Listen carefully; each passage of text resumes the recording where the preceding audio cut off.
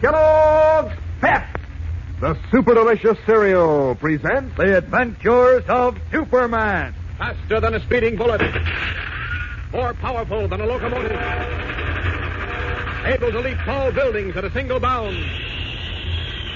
Look, up in the sky. It's a bird. It's a plane. It's Superman. Yes, it's Superman.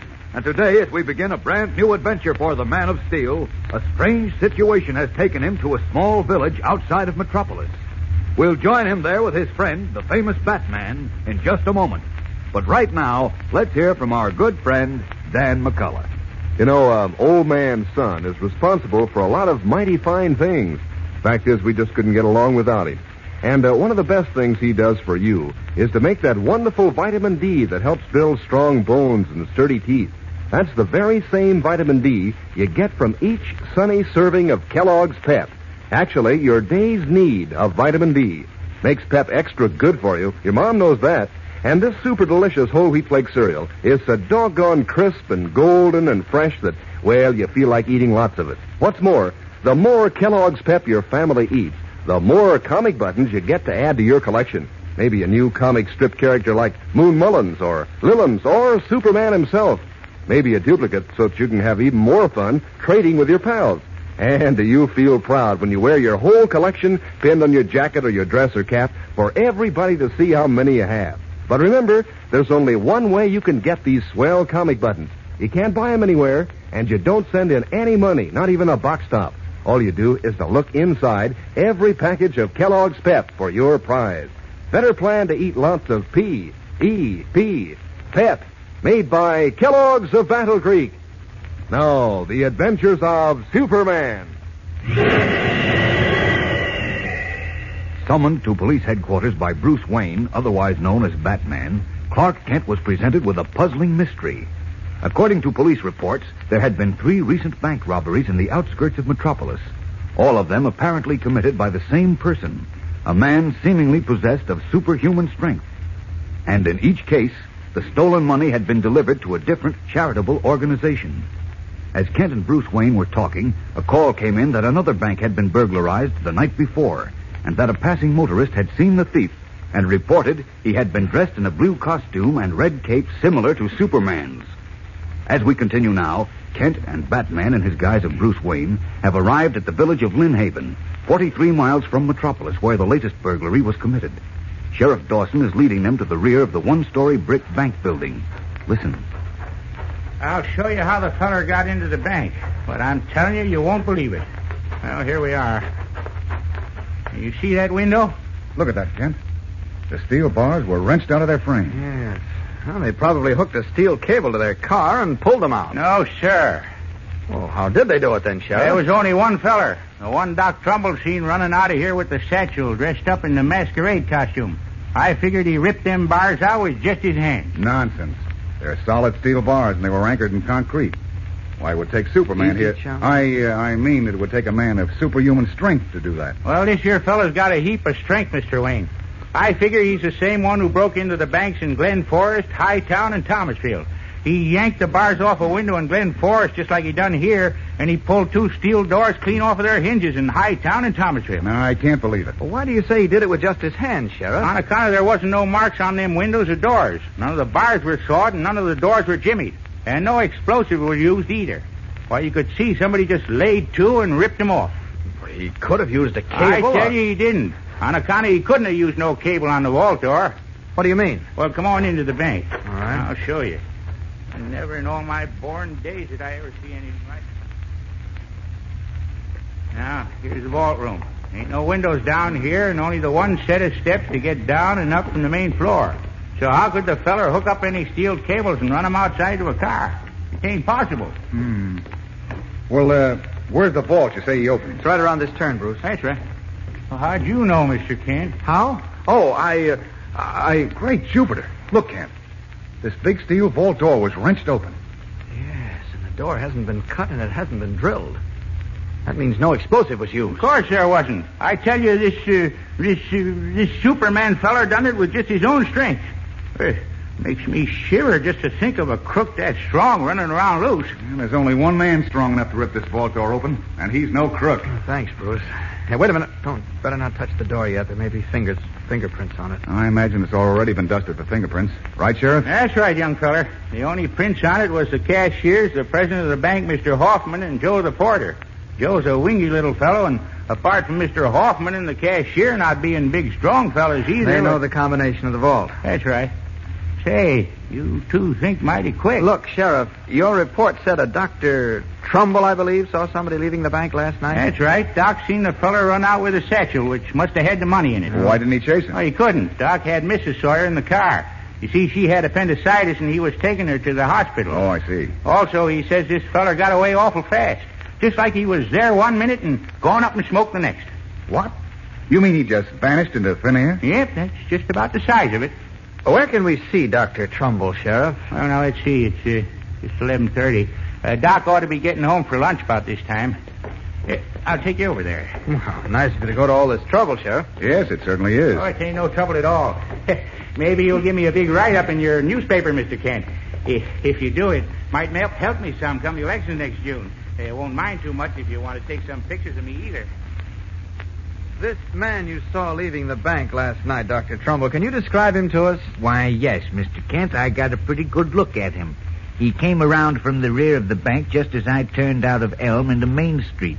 My headlights were right on him. What did he look like? He was a pretty big fellow, well built. How big? Why, I'd say he was just about your height, Mr. Kent. Come to think of it, he was just about your build, too. What time was this, Doctor? Early this morning, about 1:15. Did you get a look at the man's face? No, he was wearing a mask. Oh. But he had this strange costume on. What was it like? I told you, Mr. Kent. I'd rather Dr. Trumbull told me, if you don't mind, Sheriff.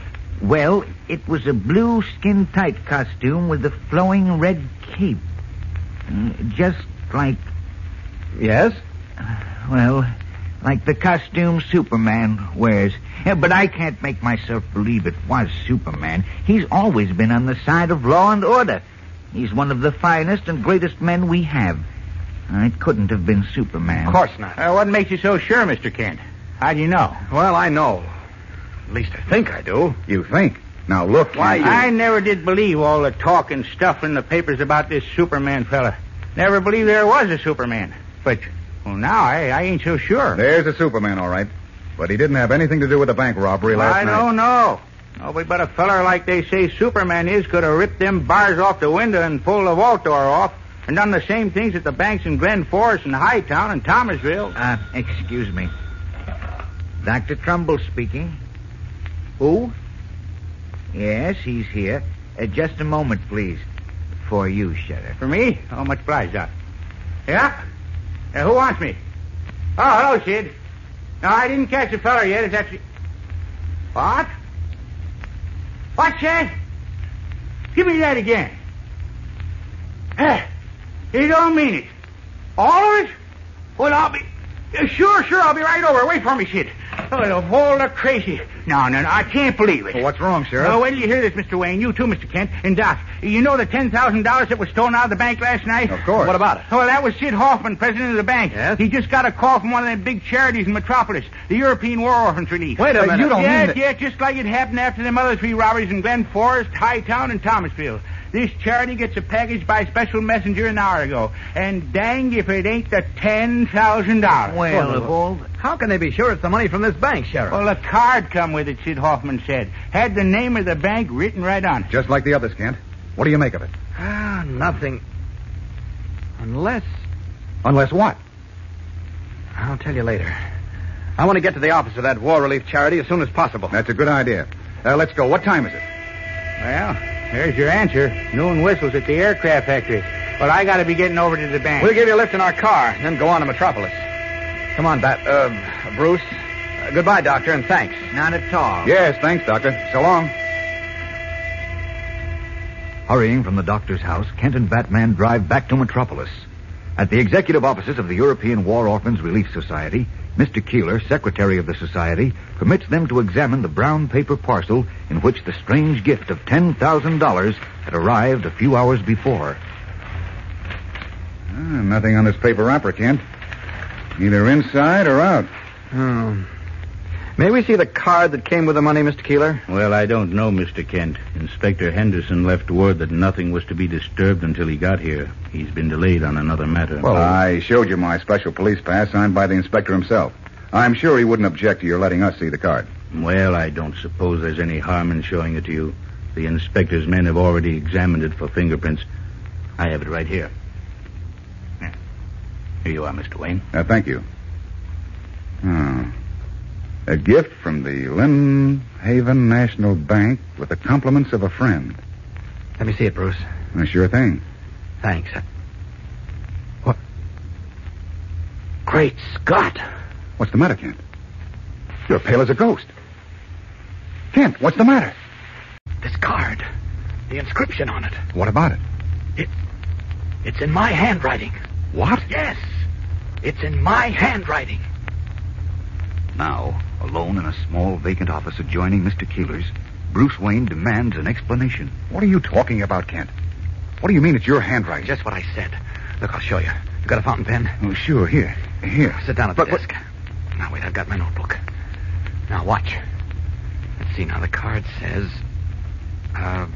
gift from the Lindhaven National Bank. Say, wait a minute. Huh? Since when are you left-handed? Superman is. But you're Superman, remember? I'm also Clark Kent. As Superman, I write with my left hand. As Kent with my right. Each hand writes differently. Oh, I get it. An extra protection for your double identity. Yeah, I'll have to learn that trick myself. Let's see, what was the rest of that inscription? Oh, yes, here we are. With the compliments of a friend. There. Now, compare my handwriting with that on the card. Let's see. Say, they do look alike. Look alike. They're identical. Look at the capital letters. And the way the G is formed in gift. Uh-huh. And look here. Look at the D in friend. Boy, this is amazing, Kent. It certainly is. Oh, the whole setup's amazing. Witnesses say the bank robber's about your size and build. He apparently possesses superhuman strength. He wears a blue costume and a red cape. And now we discover that his handwriting is identical to yours. Oh, I can't figure it out. Neither can I. Unless... Unless what? Oh, no, it's too fantastic. You're probably thinking the same thing I am. What's that? The possibility that there may be another Superman. Oh, no, there couldn't be. Why not? Because there couldn't. Well, you came from another planet, didn't you? Yes, from Krypton, but I was the only survivor when the planet blew up. You sure about that? Yes, of course I'm sure. Well, at least... At least what? At least I'm reasonably sure. Now, we're getting somewhere. Isn't it within the realm of possibility that there might have been another survivor? Another potential Superman who came to Earth when the planet blew up? Well, yes, I suppose it's possible, but... But you don't want to believe it. Oh, frankly, I don't blame you. Particularly since his hobby seems to be breaking into banks.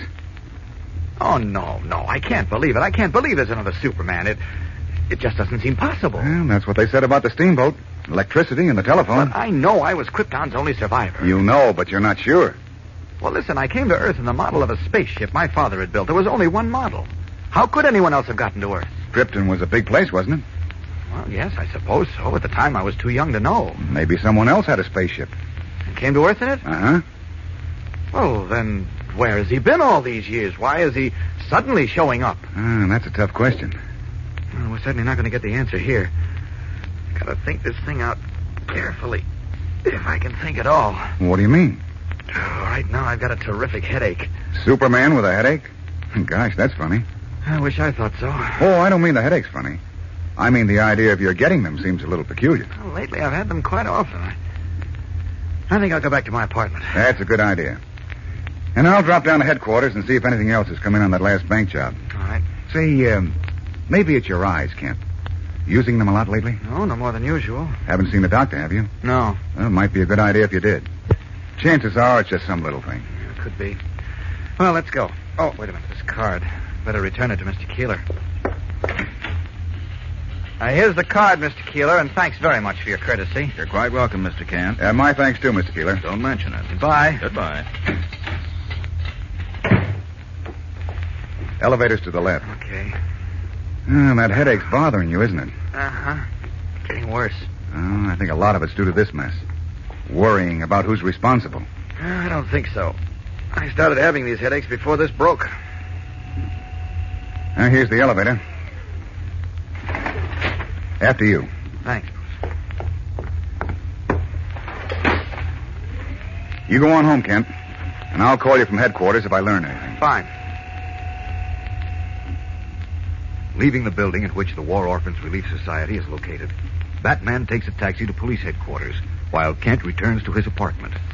There, his headache easing up somewhat, he picks up a newspaper and reads the report of the latest exploit of the Superman bank robber, while waiting for Batman's call. But suddenly, unaccountably, the paper slips from his fingers, and his head falls forward on his chest. He breathes regularly, deeply, fast asleep in his chair. An hour goes by, another hour, and the sun dips a red ball of fire below the cold skyscrapers of the great city. At 7 o'clock, the telephone rings in Kent's apartment.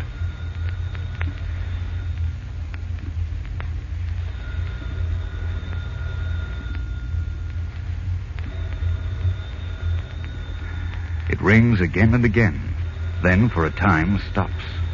At 7:30, it rings once more, but remains unanswered. Throughout the evening, it rings at intervals, and finally, when the hands of the mantel clock in the dark room point to 5 minutes before midnight, the shrilling clamor of the phone is stilled as a hand reaches out and picks up the instrument. Hello? Kent? Yes? This is Bruce Wayne. Oh, hello, Bruce. Where the dickens have you been? I've been ringing you steadily for the past half hour. Oh, I've been right here, Bruce. Hey, it's dark. What time is it? Almost midnight. Listen, Kent. What? You mean I've been asleep in my chair for 6 hours? How do I know where you've been? Now listen to me. But it's impossible. I just never dozed off like this before. Will you stop interrupting and listen? Our friend did it again. What? You mean... Yes, he broke into the bank at Groveton an hour ago. Tore a steel bar door off its hinges, ripped the vault open, and got away with $20,000. Great Scott, an hour ago in Groveton? Yes. That's about 50 miles out, near Lynn Haven. I was thinking if we got there fast... We'll get out there plenty fast. Where are you? At police headquarters. Well, rush down to the parking lot in back of it. I'll pick you up in less than a minute. Step on it now. I'll be waiting for you. Oh, why did I do a thing like that? Out of these clothes. What made me fall asleep like that? Only I'd been awake when Batman called before. Just don't understand it. Here we are. All set.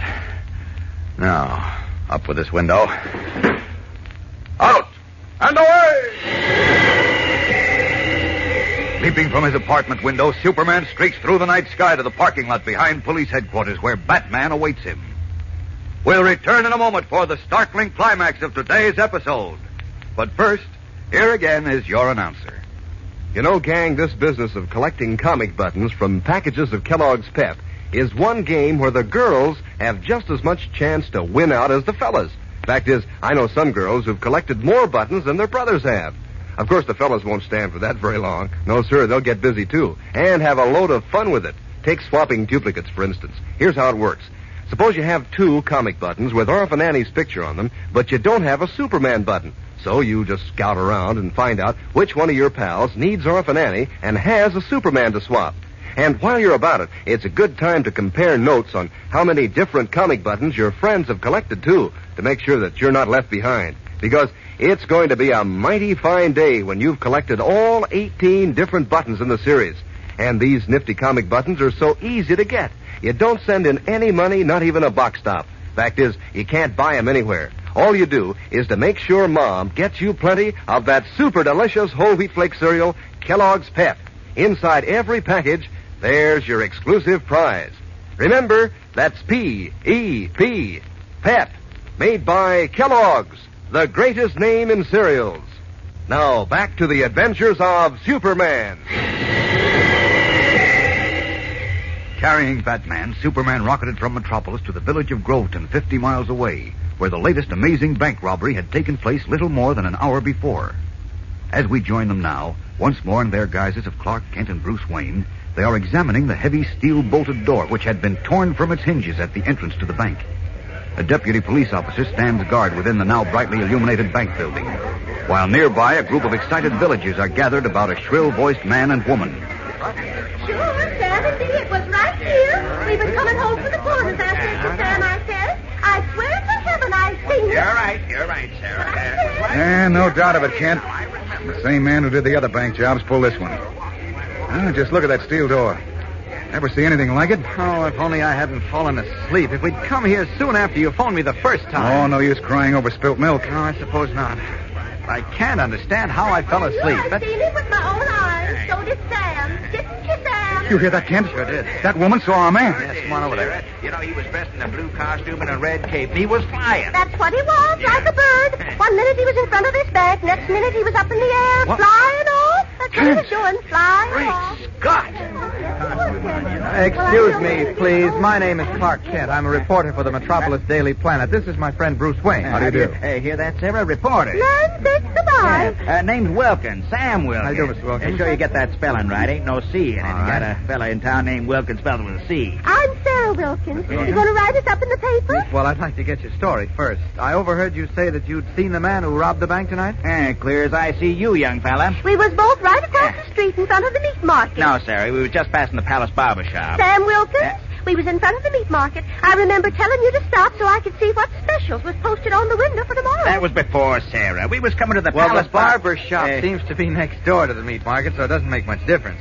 Just tell her what you saw. Well, you'll never believe it, young fella. I wouldn't believe it if Sam and me hadn't seen it with our own eyes. Still got to pinch myself to make sure I didn't dream it. It wasn't no dream, Sam, because I seen it too. What was it? What we seen. Well, sure, but what did you see? I'm telling you. We came out in the square, see, from 3rd Street. That's 3rd Street over there where the statue of Lincoln is.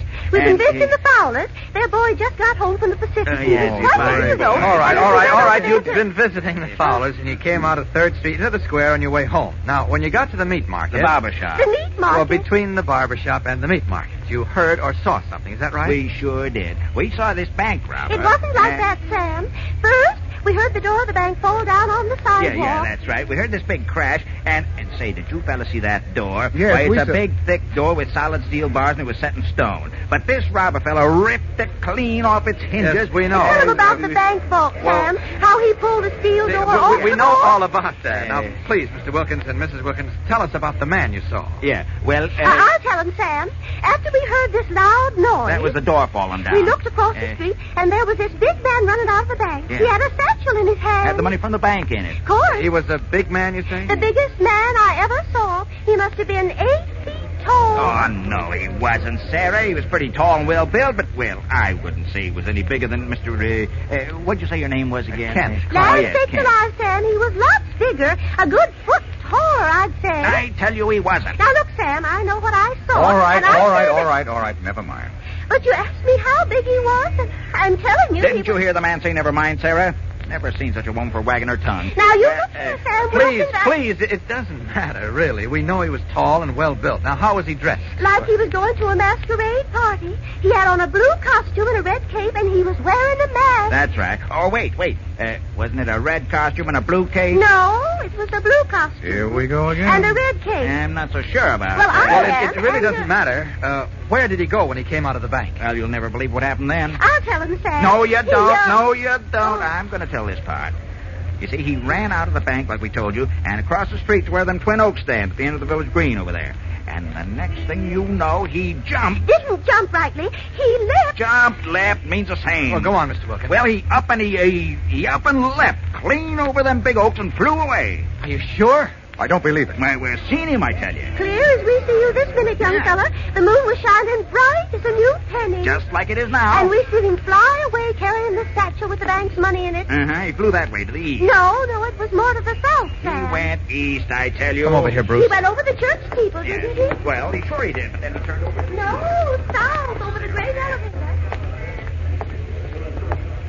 What do you make of this, Kent? I don't know what to make of it. If this man really flew... He couldn't have. You're the only person in the world who can fly. Well, that's what I always thought, but Mr. and Mrs. Wilkins there swear they saw the man leap up into the air. Oh, they were excited. You heard how they contradicted each other. One said he was 8 feet tall, and the other one said he was... Mr. Kent! Who's that? Oh, it's Constable Higby. Here I am, Constable. Promised to tell me if they found out anything else. Just got a phone call from Chief Roberts over to Benson City. Oh? Fella came down there. The bank robber? Yeah, showed up with the money. You mean they caught him? I ain't sure whether they caught him or not. The connection was kind of bad. I got to get right over to Benson City. I'm going to get Sam and Sarah Wilkins to identify him. You two can come along. I've got my car over there on the other side of the bank. Well, thanks, Constable, but we'll go over alone. Come on, Bruce, between these stores. What for? What do you think? Oh, the Superman Express takes off for Benson City, eh? Huh? As soon as I strip down to my costume. Now, here, this is a good spot. Want me to get in the Batman's rig? No. When we get to Benson City, I'll change back to Kent. I just hope they hold on to that fella. Oh, I've got my fingers crossed. There we are. All set. All right, hang on, chum. Let her rip. Here we go. Up and away! Leaping from the shadowed street with Bruce Wayne clinging to his shoulders, Superman streaks through the dark sky to Benson City, 33 miles away.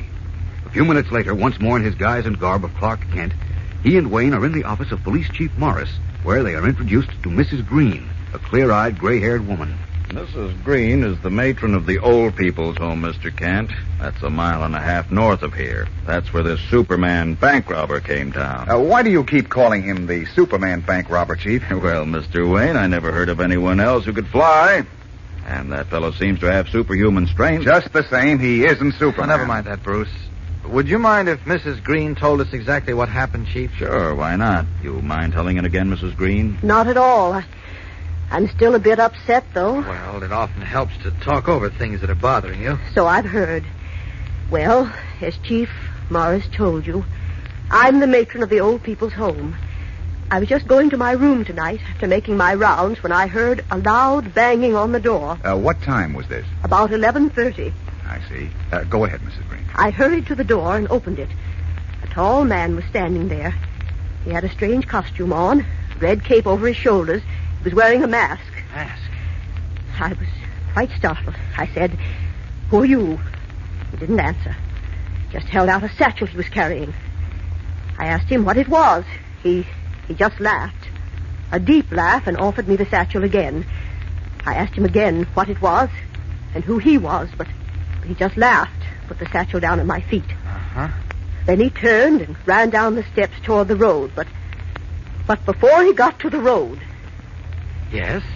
Before he got to the road, he jumped high into the air and flew away. Uh-oh. Just like he flew away from Groveton after he robbed the bank there. How do you know he robbed the bank? Because there was $20,000 in that satchel he gave Mrs. Green. The same amount that was stolen from the Groveton bank. And get this. The serial numbers of the bills. Checked with the Groveton money. Oh, I don't understand it. I'm afraid I do.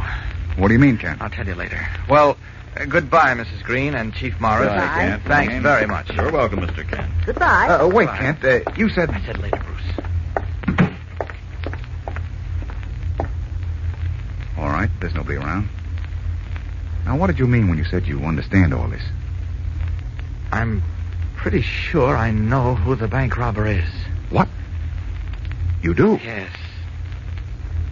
Wait just a minute and I'll tell you. We'll be back in a moment for Kent's startling revelation, so don't go away. But first, here again is your announcer. You know, gang, these comic buttons you're all collecting from packages of Kellogg's Pep sure do make a hit when you wear them pinned on your jacket or your dress or cap.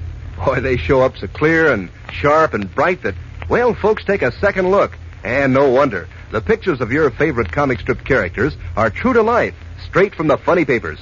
You know Moon Mullins by his big black cigar, and you know Smokey Stover by his bright red fireman's cap and uniform, and Superman by his red insignia and cape a-flying in the wind, and all the others in this series of 18 different buttons.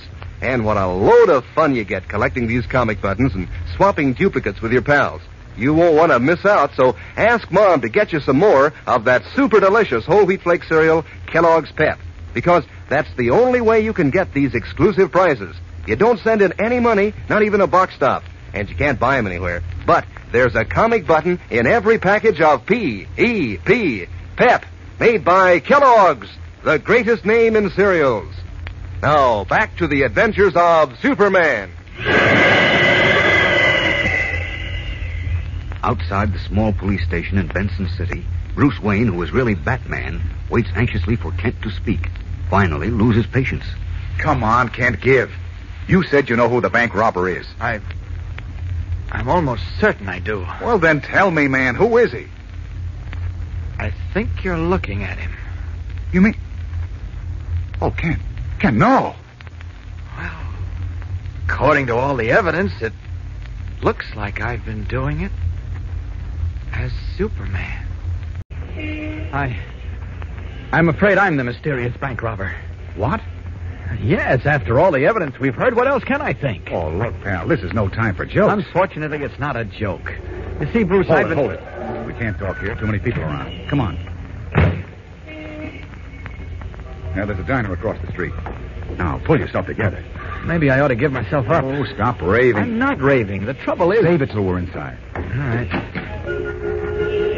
Oh, good. No customers. We can have some privacy. Take that booth on the corner. Okay. Would you mind turning the radio down a little, Mac? I'll shut it off, Jack. Thanks. Sit down, Ken. All right. You still think I'm joking, don't you, Bruce? Well, you must be. Well, I'm not. Look, Ken, you're up against one of the toughest problems of your life. You've got to plan a sensible course of action. Well, I don't see what I can do except give myself up to the police. After all, stop it. You know the answer to this as well as I do. And the answer isn't you. It must be. Oh, nonsense. Let me, gents. I'll have scrambled eggs and bacon, buttered toast, and a glass of milk. How about you, Ken? No, nothing, thanks. I'm not hungry. Double that order. No, I don't... Put it on the fire, Mac. Okay. Look, You can't starve yourself, Kent. You're going to need all your strength when you meet up with that other Superman. That other what? Don't look so surprised. You know what I'm talking about. You still think there's another Superman? I don't think anymore. I know. Several people saw him fly. They all can't be crazy. There must be another one. But I tell you, there isn't. There can't be. I was the only survivor when the planet Krypton exploded. To the best of your knowledge, you were. Look, Kent, let's face facts. There has to be another Superman. But there's no other way to explain it. Yes, there is. All right, how? Well, all I can think of is maybe I'm the one who's been breaking into those banks as Superman. I really believe you're serious. Well, of course I am. But how can you possibly think that... Well, that you... Wait a minute now, wait a minute. Relax, I'll explain. You remember yesterday when I had a splitting headache and had to go home? Yes. Remember I fell asleep in my chair and slept for hours until you woke me around midnight? Now, go on. I never had a headache in my life, Bruce. And I never fell asleep in my chair either, till a few weeks ago. It was just after my experience with the Atom Man and the cyclotron when I was exposed to atomic energy. What are you driving at, Kent? Just this. In the past few weeks, I've had frequent headaches, and I've often caught myself dozing or wandering around in sort of a haze. And, well, I'm just afraid that during these sleeping or dozing spells, I suffer of a kind of amnesia, a loss of memory, and I don't know what I'm doing. And you rob banks and then have no recollection of it afterwards. Well, yes, at least that's what I think. Oh, Kent, I'm amazed at you. Why? Let's suppose you did walk in your sleep or have amnesia or whatever you want to call it, and well, you still wouldn't do anything wrong. Well, you've always been on the side of law and order. But when I'm asleep and I don't know what I'm doing? Well, you still wouldn't do anything wrong. No, you're way off base. There's another Superman, and I'm going to prove it. How? Well, something occurred to me a little while ago. Something you said. Oh, golly, here it comes again. What? Another one of those headaches. Listen, Kent, you really ought to see a doctor. Yeah, I intend to. Oh. My doctor's out of town, but he'll be back the day after tomorrow. I'm sorry. Go ahead with what you were saying. Okay. When you took your notebook out before, I noticed a map on the inside cover. Oh, yes, it's a state map. Well, that's what I want. Let me see it. Sure. What for? Yeah, I'll show you. Okay. Here you are. You don't mind if I mark it up a little, do you? No, go ahead. All right. Now, look. Here's where the first bank was robbed. Glen Forest. I'll put an X on it. Okay. The second bank was at Hightown, right? Right. Hightown. Oh, here we are. Yeah. I'll put an X there, too. I think I know what you're driving at, but it's no good because... Keep your shirt on, chum. The third job was at, let's see now. Thomasville. Here it is down here. Oh, yes. But you're wasting your time. No, I'm not. The fourth robbery was at Lynn Haven. There it is over there. Uh-huh. There, right there. Bacon and eggs coming up. Just set them down on the table, please. Okay. Then, Groveton, right, Kent? Right. It's southwest of your last mark. I've got it. Look, hold it. Anything else? No, that's all, thanks. Okay. See what you were doing with that map. Refer to the cross marks on the map. See the pattern they make? Yes, a three-quarters arc of a circle. I noticed that before, but... I know you did. That's what started me thinking. Now, watch. I'm going to complete the circle. There we are.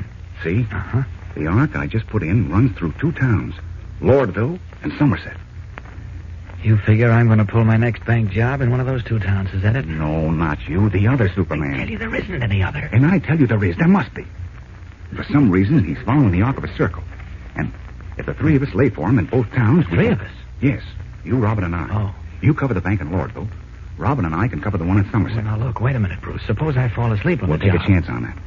If he shows up at either one of the two banks, as I think he will, why, we'll grab him. Well, with all due respect to you, Batman, if he is another Superman, as you seem to think, I'm afraid you and Robin won't be much of a match for him. I've thought of that. We'll carry a walkie-talkie radio, and so will you. Now, Lordville and Somerset are only 20-odd miles apart. If he shows up at Somerset, we'll call you, and you can get over in a hurry. Hey, maybe you got something there at that. If he doesn't show up at Lordville or Somerset, but shows up some other place, then we'll know I'm not the mysterious bank robber. Exactly. Now, come on. Let's eat and get going. Okay. We've got a lot to do today. The last 3 robberies have taken place on succeeding nights. And unless I miss my guess, we're going to meet our Superman friend tonight. Eagerly, Clark Kent and Bruce Wayne, who in reality are Superman and Batman, make detailed plans to trap the mysterious superhuman bank robber that night.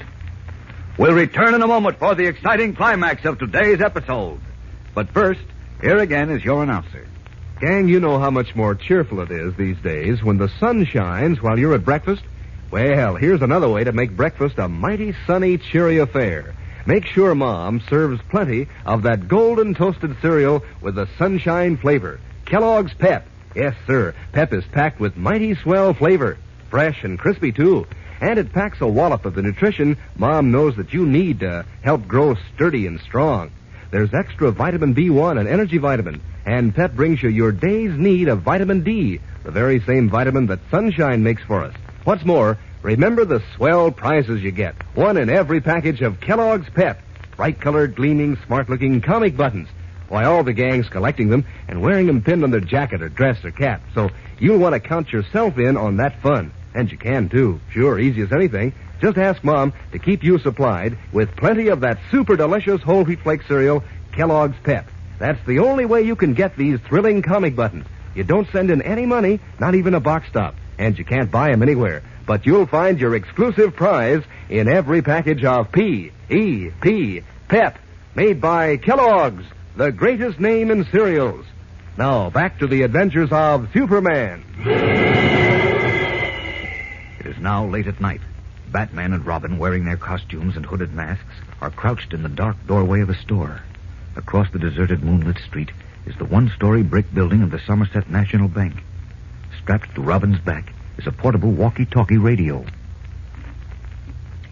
No call from Superman yet. I guess that means our bird hasn't shown up at Lordville. I guess not, Robin. And what's that? Take it easy, take it easy. It's just the town clock. Oh. Say, it just struck once. Once for 1 o'clock. Catch on? I'll figure it out on my adding machine sometime. But look, according to the police reports, this fella always does his bank busting job between 11 and 12:30.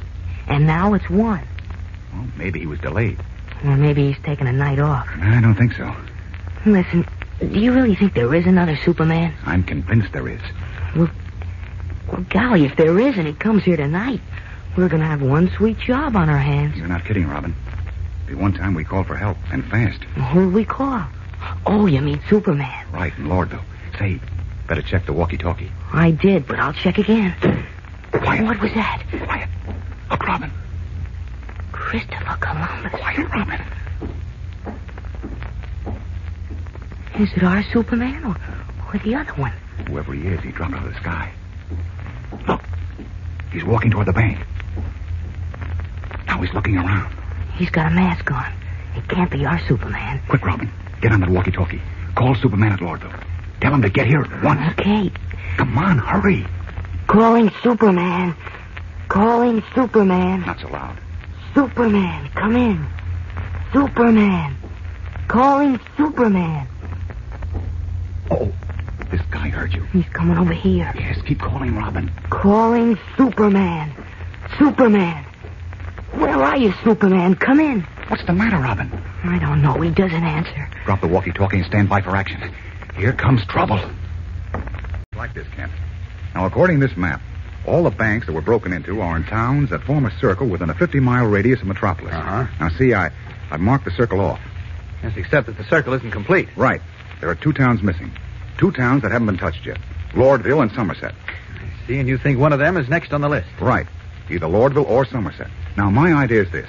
Tonight, Robin and I can watch the bank at Somerset, while you keep an eye on the one at Lordville.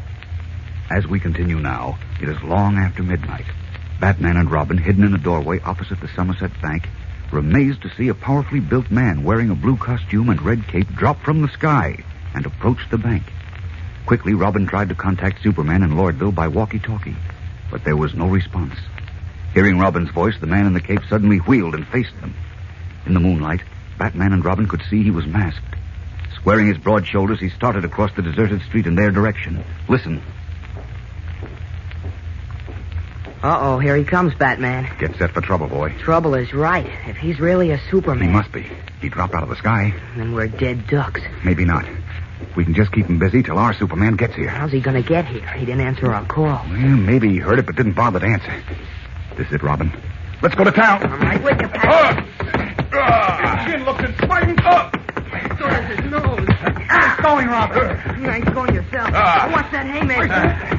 Pardon me, stranger. Your chin's showing again. And here's a lovely curtain for your eye. Very pretty, Robin. Thanks. But he doesn't fall down. Look out, Batman. Don't let him grab you. He's got me. He's as strong as a nut. Batman, are you okay? I guess so, but nobody ever played football with me like that before. Robin, he's coming for you. Let's go, you big nut. Put me down or... Batman, he's got me. Robin, are you hurt? I'm okay, I guess. Christopher Columbus, he just wound up and threw me like a baseball. Come on, up on your feet. That a boy. Oh, he's running away. Come on, chum, after him. Oh, look at him go. We'll never catch him. We've got to. Step on it. I'm practically off the ground now. Wait, Jupiter. What are you slowing up for? Stop. Look. Jeepers, he's up in the air. He's flying. Come on, Robin. On the double.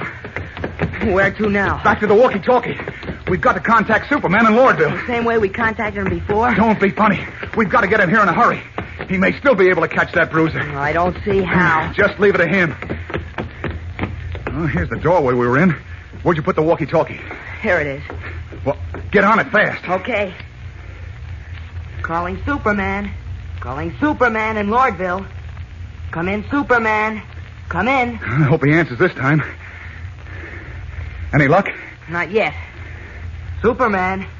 Calling Superman. Batman and Robin calling Superman. Come in, please. Oh, why doesn't he answer? Maybe he's not there. Of course he's there. Try it again. Calling Superman. Calling Superman. Come in, Superman. Come in. No soap, huh? No soap. Okay. Let's go. Where to? We'll drive over to Lordville. Get in. Well, at least we learned something. We learned there is another Superman. Did we? Who else could throw us around like paper bags and then fly away? Well... I know what you're thinking, but you're wrong. And I'll prove it as soon as we get to Lordville. Hang on now. I'm going to make time.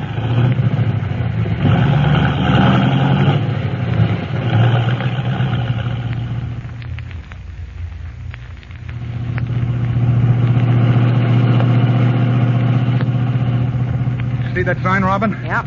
We're in Lordville. There's the bank. All right, brace yourself. Out we go. Looks as deserted around here as it was in Somerset. Well, it's almost 2 a.m. Oh, now, where's Superman? I don't see him. He's probably around the side of the bank, or in back. Come on. Wouldn't you think they'd have a watchman around here or a policeman? Oh, they rarely do in small towns like this, Robin. The constable makes the rounds every hour or so, if it isn't too cold out. I still don't see Superman. Well, he must be around somewhere. Where? Superman! Hey, Superman! You see him? No, but if he's here, how come he doesn't see us? I don't know. Maybe he's behind the bank. I've got a feeling... Hey, wait. Here's the end of the building. He's not back here. Yeah, that's strange. Superman! Where are you? No answer. He's not here. I don't understand it. Something's wrong, Robin. Something's very wrong. puzzled and confused, Batman and Robin stand at the rear of the bank building, peering into the darkness. What has happened to Superman? We'll return in a moment to find out. But first, here again is your announcer. It's a pretty sure thing whenever you see several fellows and girls together nowadays that they're talking about those nifty comic buttons all the gang's collecting from packages of Kellogg's Pep. Maybe they're comparing notes on how many buttons they've collected, or maybe trading duplicates with each other. Probably both, because swapping is one way that you're sure to get a different button to add to the others pinned on your jacket or your dress or cap. Now, here's how it works. Suppose you have the Harold Teen button, and you get another one when Mom opens a new package of Pep. And one of your pals has 2 Superman buttons. Well, you trade off, and you've got both a new, different comic button to add to your collection. Boy, that's swell fun, isn't it? And will you be proud someday when you can sport all 18 different buttons in the series? Boy, you'll really feel like strutting around. So hop to it, gang. Better ask Mom to get you some more of that super delicious whole wheat flake cereal, Kellogg's Pep. That's how you get these exclusive prizes, you know. You don't send in any money, not even a box top.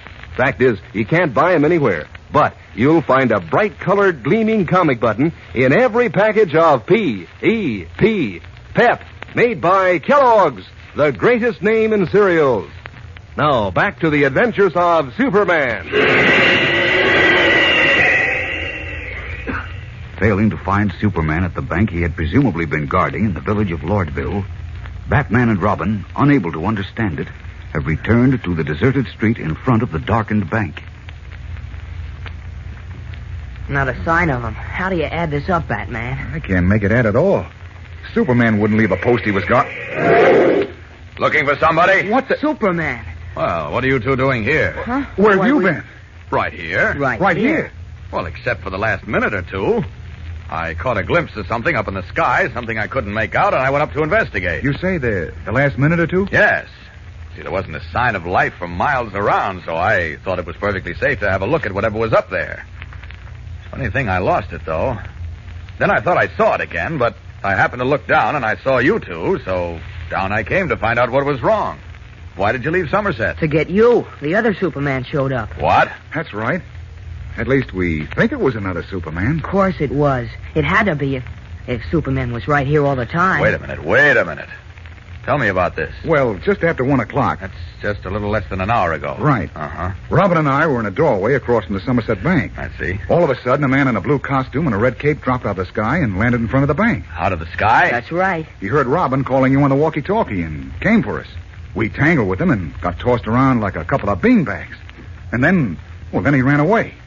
Well, we started to chase him, but he leaped up into the air and he disappeared. Oh, why didn't you call me? Well, I just told you. That's how we came to tangle with him. You see, he heard Robin trying to raise you. Oh, now, wait a minute. That's impossible. Nobody called me. Oh, no? I practically went hoarse calling you. What? When we first spotted the guy and then after he flew away. You say this was about 1 o'clock? Well, we'll call it 1-5. 1-5. Well, I was right here, and the walkie-talkie was on my back just as it is now. Oh, now, wait a minute. What? Maybe it's out of order.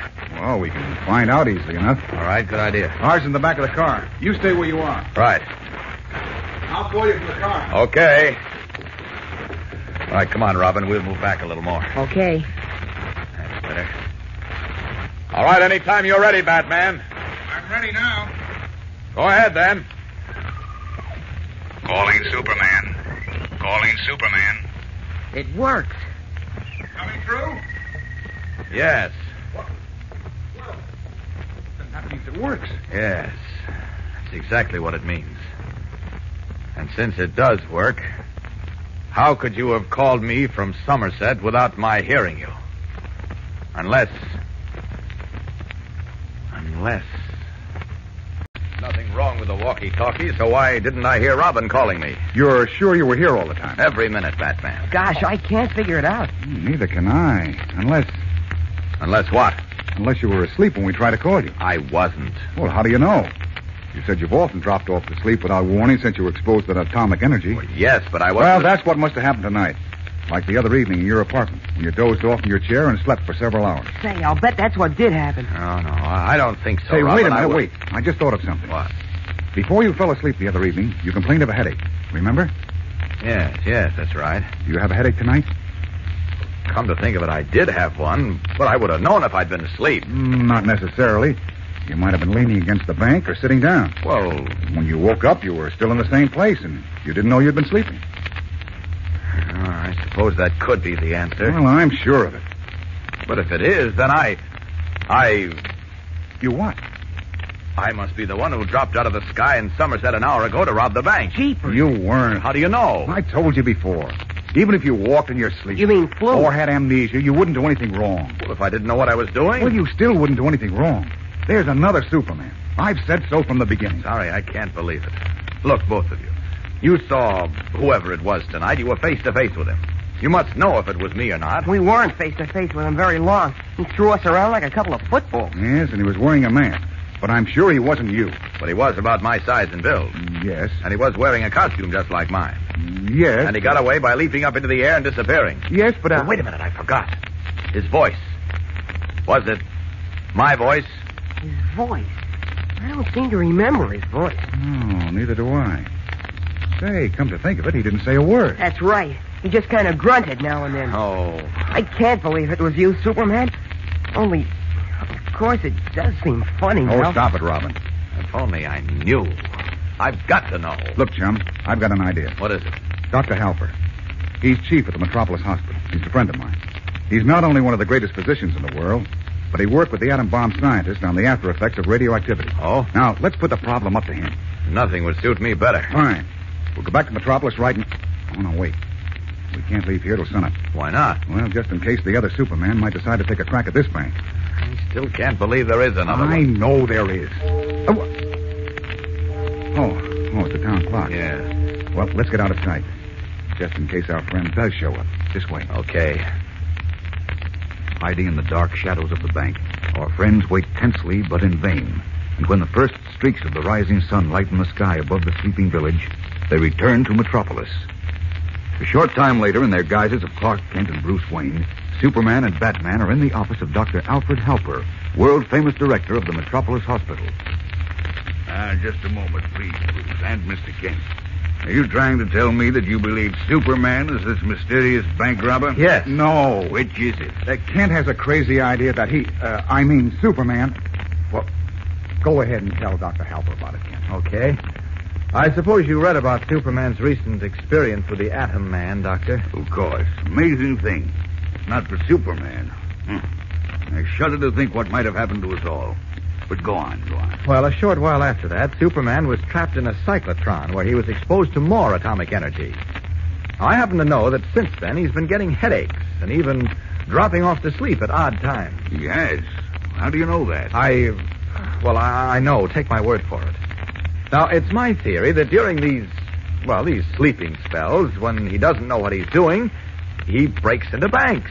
And when he wakes up, he has no recollection of what he did. Oh, you're all wet. Wait a minute, Bruce. Why do you say that, Mr. Kent? Well, because several people saw the man leap into the air and disappear. Only Superman can do that. And only he can bend solid steel bars and rip open heavy barred doors and vaults. Well, the other Superman can evidently do it, too. I just don't believe there is another, Bruce. Oh, there must Just a moment, please. I don't know if Bruce's theory is correct, but I'm sure that yours is incorrect, Mr. Kent. Oh, why? For two reasons. In the first place, I don't believe that Superman could have these periods of forgetfulness which we call amnesia. Neither do I. But he was exposed to the terrible power of atomic energy, Doctor. Couldn't that have brought it on? Not with Superman. But even if it were possible, which I don't believe, he certainly wouldn't commit any criminal act. There, you hear that, Kent? Yes, I hear it, but I'd like to know why Dr. Halper is so certain. Because Superman, as everyone knows, is thoroughly honest and upright. He fights for law and order. Well, that's true, but... Such a person wouldn't commit a dishonest act, even if he'd been hypnotized.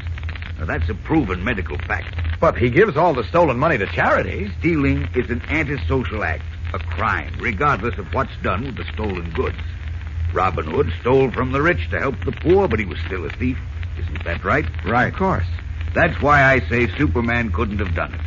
He works for the law and for society, not against it. Well, are you satisfied, Kent? Yes, and I'm relieved, too. Imagine thinking Superman could turn bank robber. Why, it's enough to make you lose faith in all humanity. I can assure you it's impossible. Well, that's wonderful. Gee, I don't know how to tell you how grateful I am, Doctor. I'm glad I could be of service. Incidentally, Bruce's theory that there may be another Superman is very interesting. We'll have more to tell you on that later. I hope. Well, we've got to rush now. Many thanks, Doc. All right, come on, Kent. All right. Thanks again, Dr. Halper. You're quite welcome. Goodbye. Goodbye. Well, you won't have to give yourself up to the police after all, Kent. Oh, it certainly takes a load off my mind, I must say. But somehow I just can't believe it. Oh, now, wait a minute. Halper knows this stuff. And you said you did believe it. Oh, I believe I'm not the bank robber, Bruce. Well, then what... I just can't believe there's another Superman. Oh, you're being stubborn, Kent. No, I'm not. It's Only Superman could do the things this fellow's been doing. I realize it looks that way, but... Here, wait, I'll open the door. Oh, thanks. What did you start to say? Well, if there is another Superman, why haven't we heard of him before? Where's he been all these years? I've been wondering about that, too. But we'll find out when we catch him. Something strange about this. Very strange. Bruce, did you hear that? Yes. Come on, I want to see that paper. Breaking into a run, Clark Kent and Bruce Wayne make for the newsboy who is shouting that the mysterious bank robber has been identified. Who is he? We'll return in a moment for the exciting climax of today's episode. But first, here again is your announcer. You know, gang, there are just as many girls who like to eat Kellogg's Pep for breakfast as there are fellows. And there are just as many girls collecting those swell comic buttons Pep is putting out, too. Why, I see dresses and jackets and caps sporting comic buttons all the time. And, you know, sometimes I suspect that it's pretty much a matter of pride with the fellas, not to let the girls get ahead of them. You see, in the first place, these comic buttons are mighty easy to look at. So all the gang wants to collect all 18 buttons in the series. Actual, true-to-life pictures of your favorite comic strip characters, done up in bright red and blue and black on a gleaming white background. Mighty snappy looking. Then there's the fun in swapping duplicates with your pals. Boy, that's something no fellow or girl wants to miss. And you don't have to, because these exciting comic buttons are easy to collect. You don't send in a single penny, not even a box stop. And you can't buy them anywhere. All you do is to ask Mom to get you plenty of that super delicious whole wheat flake cereal, Kellogg's Pep. Inside every package, there's your exciting prize. So get your comic buttons, gang, from P.E.P. Pep, made by Kellogg's, the greatest name in cereals. Now, back to the adventures of Superman.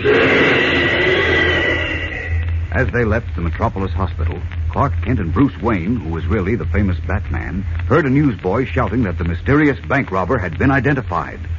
As we continue now, Kent has purchased a paper, and he and Wayne have moved away from the excited crowd around the newsboy. Who is it, Kent? Listen to this, Bruce. The mysterious bank robber who has been terrorizing communities in the vicinity of Metropolis by his superhuman feats of strength and his ability to fly has at last been identified by Inspector William Henderson of the Metropolis Police Department. Oh, never mind all that, Kent. Go on. All right, wait a minute. Let's see. Here. Early this morning, Henderson summoned reporters to his office and announced that he had just discovered evidence which identified the bank burglar. Henderson said that he was shocked to have to reveal that the thief is who, Kent? Is who? Superman. I'm sorry, Kent, but I can't tell you what the evidence is yet. Why not? I'm getting one more opinion on it. I expect a report any minute, and then I'll issue a statement to the press. But according to the extras on the street, you're already convinced that Superman is the bank robber. That's right.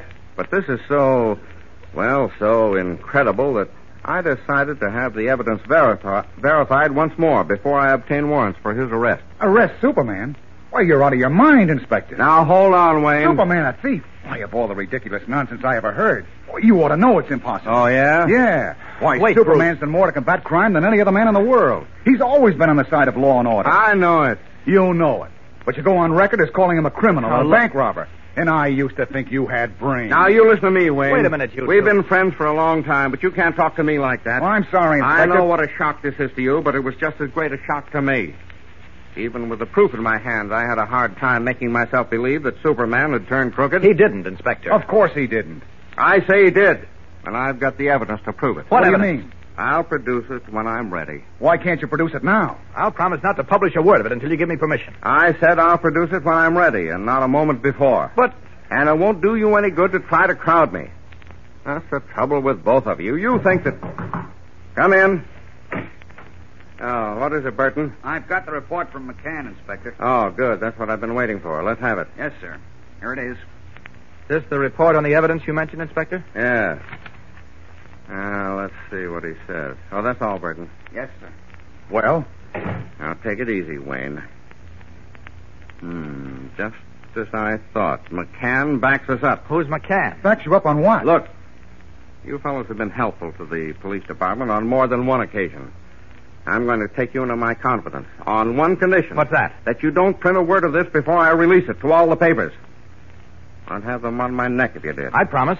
And you're to keep it under your hat, too, Wayne. Check. Okay. Take a look at this card first. All right, let's see it. Uh-oh. Now, it says, a gift from the Lynnhaven National Bank with the compliments of a friend. Say, we saw this before, can't remember? Yes, at the War Orphans Relief Society. It came with a package of money stolen from the Lynnhaven Bank. Right. And there are 4 other cards like this, in the same handwriting. Just the names of the banks are different. Yes, we know. They were received at various charity offices with the stolen money. Right. And all 4 cards were obviously written by the bank robber. Well, they might not have been. They came with the stolen money, didn't they? Yes, Well, but... that's enough for me. Now, here. Take a look at this. What is it? Oh, I know. Oh, it's a piece of notepaper with some writing on it. Let me see it. Compliments and best wishes to Jimmy Olsen from... Go on, read the signature, Wayne. Oh, it's signed... Superman. Yes, you bet it is. Superman gave Jim Olsen that autograph some time ago. I was looking around the Daily Planet today. I knew they had some kind of unofficial contact with Superman. And I found this piece of paper hanging over Olsen's desk. Now, compare Superman's handwriting with the handwriting on the cards that came with the stolen money. Why, they look pretty similar. Pretty similar. They're exactly alike. Same man wrote them. And that man is Superman. You're wrong, Inspector. Look at it, Kent. Look at it. I don't have to. I know Superman wrote the autograph for Jim, but I also know he didn't write those cards. Oh, he didn't, eh? No. Well, listen to this. Joe Reiser, the police handwriting expert, says Superman did write the cards. Well, you And George McCann, another expert we call in sometimes, says the same thing. So what? We could call in a dozen experts, and half of them would probably say he didn't write it. Sure. I've seen plenty of cases where handwriting experts disagree. My 2 experts agree. That's enough for my purposes. Besides, you don't have to be an expert to see that the same man wrote the autograph and the card. Well, it may look that way, but you're wrong, Inspector. Of course you are. How could you possibly believe that Superman would rob banks? Oh, let's not go into that again. I've asked myself the same question 1,000 times. I don't know the answer. He's been giving the stolen money to charity. Maybe he's got some kind of a Robin Hood complex or something. Oh, nonsense. Okay, Wayne, how do you account for the fact that Superman's handwriting matches the writing on the card? Well, I don't know, but... And who else but Superman could rip open steel doors and vaults and then leap up into the air and disappear? Oh, that's easy. Another Superman. Oh, so now there's another Superman. Where's he been all these years? Sitting home, crocheting doilies? Well, I'll admit I don't know that either, but I can tell you... But nothing. There's only one answer. And hard as it is to take, we've got to swallow it. I'm going to call in the reporters now and tell them. No, wait, Inspector. Burton, send in the I'm sorry, Inspector, but you've got to listen to me. Well, of all the... What do you mean, shutting off my intercom phone, Kent? I'm terribly sorry, but to throw you in the jug. Turn it on again. If you'll just listen I to won't me... listen. This isn't the first time you've tried to tell me how to run the police department. I'm not trying to... I'm fed up, you hear me? Now turn on that intercom phone, or so help me... Inspector, please. You want to get the man who's really been robbing these banks, don't you? I intend to get him. Heaven knows I wish it didn't have to be this way, but since it is... It isn't. And if you'll just give me a little time, I'll prove it. You'll prove what? That Superman is not the thief. How are you going to prove it? Well, I've got a plan. But if you let this so-called handwriting evidence get out, my plan will be ruined. What plan? I can't tell you now, but if you'll just trust me, I'll bring you the guilty man. Sorry, Kent. From where I sit, I've got indisputable evidence that Superman is guilty. But I've got to proceed against him. I thought in this country a man was considered innocent until he was judged guilty by a jury of his peers. You seem to be proceeding just the other way. That's what I was going to say. I said that from where I sit, he's guilty, and it's my duty to arrest him. Oh. Then he'll get a fair trial. And how do you expect to arrest him? Yes. Do you know where he is? I'll admit it's going to be a job to find and arrest him, especially if he resists arrest. But I'll do the best I can. Now, if you'll take your hand off the intercom phone, Kent, I'll call in the reporter. Wait, Inspector. Now, wait a minute. I've got a bargain to offer you. I'm not buying any bargains. For the last time, I think Kent, you'll buy this one. Now, listen. If I don't produce the guilty man in 48 hours... I can't withhold the evidence that long. All right. Make it 24 hours. I'll either bring you the real thief then, or I'll produce Superman. Wait a minute, Kent. Do you know what you're saying? I know. Well, how about it, Inspector? How can you guarantee to produce Superman? I'm quite sure I can. I never let you down on anything I promised before, did I? No, but... Then trust me this one more time. What can you lose? Kent's right, Inspector. It'll take a lot longer than that for you to find Superman. If you find him. Well, I suppose I can wait 24 hours. Now you're talking. Thanks a lot. You won't regret this. I'd better not, Kent, or I'll have your hide. Listen, if I fail, you can have it. And Superman's. Come on, Bruce. So long, Inspector. Right, Kent. Be seeing you, Inspector. So long. Now, listen, Burton. Tell the reporters I won't have a statement on the evidence I mentioned for 24 hours. Followed by the puzzled Bruce Wayne, Clark Kent hurries from Inspector Henderson's office. How does Kent intend to fulfill his promise to produce the mysterious bank thief within 24 hours? We'll return in a moment to find out. But first, here again is your announcer. You know, gang, it seems like there's no lack of something to talk about when any of you fellows and girls get together. And no lack of something to do. Because all the gang's collecting those exciting comic buttons from packages of Kellogg's Pep. And there's quite a business of trading duplicates, too. That's a swell way to add to your collection.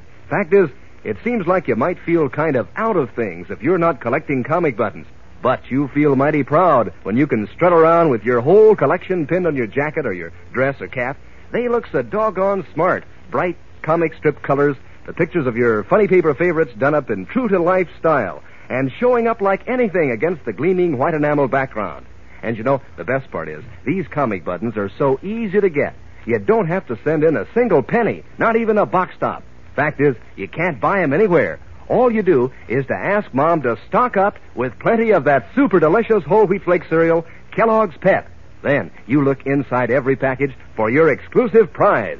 Remember to ask Mom for P-E-P, Pep, made by Kellogg's, the greatest name in cereals. Now, back to the adventures of Superman. Hurrying from police headquarters, Clark Kent and Bruce Wayne, who in reality is the famous Batman, hailed a taxi. Kent gave the driver a street number, then settled back. Well, that's that. That's what? All you did was stick your neck out, Mr. Kent, promising Henderson to produce the real bank robber within 24 hours or else surrender Superman. Yourself. I know, but I had to, Bruce. If the papers published the handwriting evidence and the public believed Superman was guilty, my plan would be ruined. What do you mean? Look, I'm convinced those bank robberies are part of a gigantic plot against me. I don't get it. Well, I admit it's a little too vague in my own mind yet to explain, but I think I'm beginning to get the drift of it. And if my plan works, we'll catch our man tonight. Well, tell me how. We're going to set a trap, Bruce, and hope that he walks or flies into it. If he doesn't, well, we're licked. And tomorrow, by this time, I'll be behind bars. And Superman's career will be over. This bank robber's going to show up. I wish he'd make it soon, Batman. I'm getting cold. Relax, Robin. Anybody know what time it is, Superman? I think I can see the town clock from here. Wait a minute. Yes, it's just 20 minutes past 12. We might have a long wait then. He didn't show up in the last job he tried to pull until after 1. Most of the other robberies took place around midnight. Keep your eyes peeled. We might see him at any minute. The sooner the better.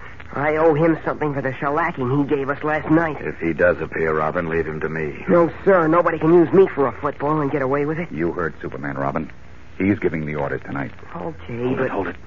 Someone's coming. Huh? Where? Up the street. Yes, I hear footsteps. So do I. Who is it, Superman? Town constable making his rounds. Oh, that's right. Our bird doesn't walk, he flies. I should have thought of that. He's another Superman. Quiet. It's right in front of the bank. What? Who? The constable. Trying the door. Oh. Quiet. If he spots us, he'll have the whole town up in arms. Okay. He's leaving. After all those robberies around here, you think they'd keep a guard at the bank all night? They never do in small towns like this. I guess they figure the constable can handle any trouble that comes up. Fat chance it'd have against a Superman. Fat chance a guard would have, too. Well, that's true, but... What's that? Relax, chum, relax. Just the town clock striking the half hour. Hey, Batman. Wasn't Candy Myers supposed to check with us from Somerset between 12 and 12:30 on the walkie-talkie? Say, that's right, he was. Jeepers, you suppose the bank robber showed up there? I hope not. He was there last night, and you two scared him away. I don't think he'll try Somerset again. But we'd better check. You got the walkie-talkie on your back, Robin. Contact Candy, will you? Okay. Calling Candy... Not so loud. Sorry. Calling Candy Myers in Somerset. Lordville calling Candy Myers in Somerset. Come in, Candy. Doesn't he answer? No. Try again. Calling Candy Myers. Calling Candy Myers in Somerset. Come in, please. Come in. Still no answer, eh? No. I don't like this. I'd better hop over to Somerset and see what's wrong. You two stay here. Wait, hold it. What? Robin, I'm ashamed of you. Huh? And I always thought you were bright. What's the matter? Yeah, what did I do now? You opened the receiving key on the walkie-talkie instead of the sending key. What? No wonder Candy couldn't hear him. Uh-oh. Oh, gosh, did I? You certainly did. Here, let me have it. Isn't the sending key on the right? No, Robin, it's on the left. Oh, gosh, the first walkie-talkie we used a couple of years No ago... alibis. Okay, I've got it. You must have opened the wrong key last night, too, Robin, when the bank robber showed up in Somerset and you tried to call me. That's why I didn't get your SOS. Of course. Not for that, would have had our man behind bars by this time. Where's that extra special dunce cap? And will someone give me a good hard kick? Forget it. We all make mistakes. See if you can raise Candy, Batman. Right. Calling Candy Myers in Somerset. Lordville calling Candy Myers. Come in, please. Still no answer, eh? I'd better get over... There he is. I was just going to call you. How is it over there? All quiet so far, Candy. How is it with you? All I need is a lily in my hand, and I'd think I was out of this world. I never saw such a graveyard. Everybody in this burg goes to sleep at 8 o'clock. Tell him not to fall asleep. Keep your eyes peeled, Candy, just in case. Don't worry, pal. I've got every inch of this place covered. If the guy does show up here, he won't know what hit him. Call us at once if you see him, Candy. That's all. We'll buzz you later. So long. Okay, Robin. Strap it on your back again. Yeah. And remember, the sending key is on the left. How could I forget? Well, all's quiet on the Western Front. Yes, it's too quiet to suit me. I counted on our bird showing up tonight. If he doesn't, I guess I'll have to surrender myself to Inspector Henderson tomorrow. That deal Clark Kent made with Henderson was a big mistake. Henderson's way off the beam. He ought to know you wouldn't rob banks. Well, he's got some strong evidence against me, Robin. Evidence, Pooh. Why should you break into banks? Wait a minute. Look. What? Where? Up in the sky. Floating across the face of the moon. See it? I don't see anything. Neither do I. It's right over... No, wait a minute. It's gone now. That's queer. What is it? What did you see? The same thing I thought I saw last night before you two got here. Something strangely shaped. I went up to investigate, but then I saw you driving like mad from Somerset, and I came down to find out what was wrong. I remember you mentioned it. Oh, it's probably a plane. No, it's not a plane. Oh, wait. There it is again. Where? I can't see a thing. It's behind the clouds. Hard to tell from here, but I'd say it was about 6 or 7 feet long and a foot or so thick. About the size of a big man. What? Say, maybe it's the bank robber. The other Superman. Jeepers. I don't know. It's quite high up and hard to see, but when it comes out from behind the clouds again, I think I'll shoot up there. How about taking me along? No, sir, if it is another Superman, I'll want both my arms free. Oh, now. It's coming out. Okay, here I go. Good luck, Superman. Yeah, good luck. Up and away! Leaping from the dark street, the Man of Steel rockets off into the cloudy heavens, leaving Batman and Robin staring after him anxiously. What has Superman seen? We'll return in a moment for the exciting climax of today's episode. But first, here again is your announcer. You know, gang, it's pretty swell that you don't have to spend any of your allowance to get those thrilling comic buttons Kellogg's Pep is putting out. Why, you don't even have to send in a box stop. You just open a package of that super delicious whole wheat flake cereal, and there's your exclusive prize. And what a honey. Maybe it'll be the true-to-life picture of Uncle Walt of Gasoline Alley, or Skeezix, or Harold Teen, or maybe even Superman himself, done up in full comic strip colors, too. Bright red and blue and black on a gleaming white background so they really show up. And you feel mighty proud when you wear your collection pinned on your jacket or your dress or cap. And you get a real kick out of comparing notes with the rest of the gang to see how many everybody's collected. Even more fun in swapping duplicates, too. So don't you miss out. Ask Mom to get you plenty of Kellogg's Pep, because that's the only way you can get these comic buttons. You can't buy them anywhere. They come only in packages of P.E.P. Pep, made by Kellogg's, the greatest name in cereal. Now, back to the adventures of Superman. Sighting a strange, swiftly moving object in the cloudy night sky high above the village of Lordville, Superman streaked away to investigate it. He has been gone for some time now, and on the deserted street in front of the village bank, Batman is beginning to worry. It's strange he isn't back yet, Robin. Give him a chance. Oh, I hope he didn't run into any trouble. He can take care of himself. I know, but But what? suppose it is the other Superman up there. Our man will wrap him up like a bundle of dirty wash. Maybe. What do you mean, maybe? Superman is the strongest guy in the world. You've forgotten the steel doors that were ripped off their hinges, and the iron bars that were twisted like pretzels. He may be just as strong as Superman, perhaps even stronger. Yeah, I guess he could be at that. Oh, jeepers, now you've got me worried. How long has it been since Superman left? Oh, about 10 or 15 minutes. Oh, it's longer than that, Robin. We talked to Candy Myers at 12:30. Superman spotted that thing in the sky just a minute or two after we signed off with Candy. What time is it now? Search me. I left my watch back in the house. And I broke mine last night. Well, I should say it's about 1 o'clock. Good Lord. Wait.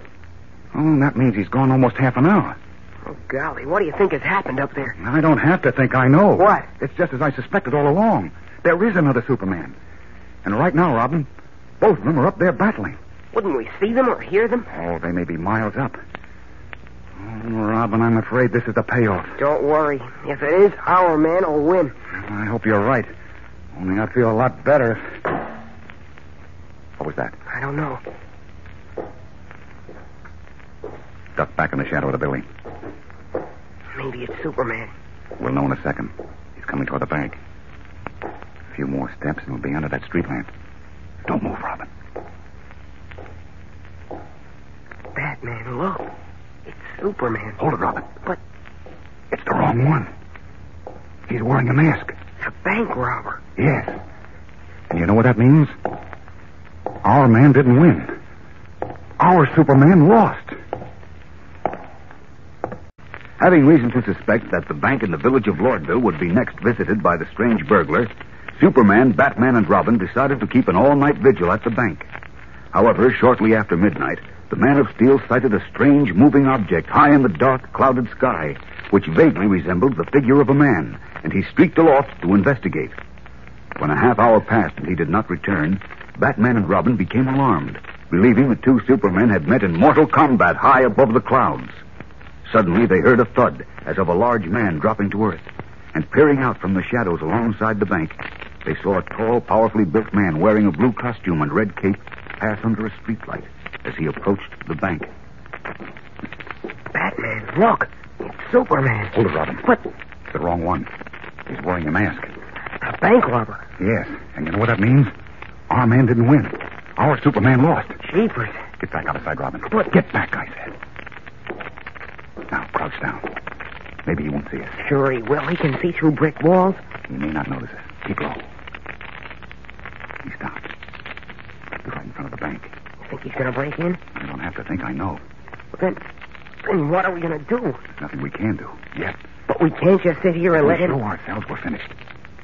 This fellow must have just licked Superman. Golly. Batman. I hear. Sounds like he's ripping the bank door open. Aren't we going to do something? We'll have to wait until he gets inside. And then go for the police? What police? There's only a constable in this village, and who knows where he is. Oh, what a sweet kettle of fish. Wait, I've got the walkie-talkie. I can call Candy Myers in Somerset. Somerset's 25 miles away. But Candy can contact the state police. By the time they get here, it'll be all over but the shouting. Now, there's only one thing to do. Come on. Where? I'll give you 3 guesses. I only need one. We tackle him, huh? You win the brass ring. Now, get that walkie-talkie off your back. I'd like to look around the corner of the building and see what he is. Okay. Is he still out there? No. He's inside. Come on. Look, Pappy, if you knew we were going to tangle with him, why did we wait until he broke into the bank? Too light out here. We wouldn't have a chance.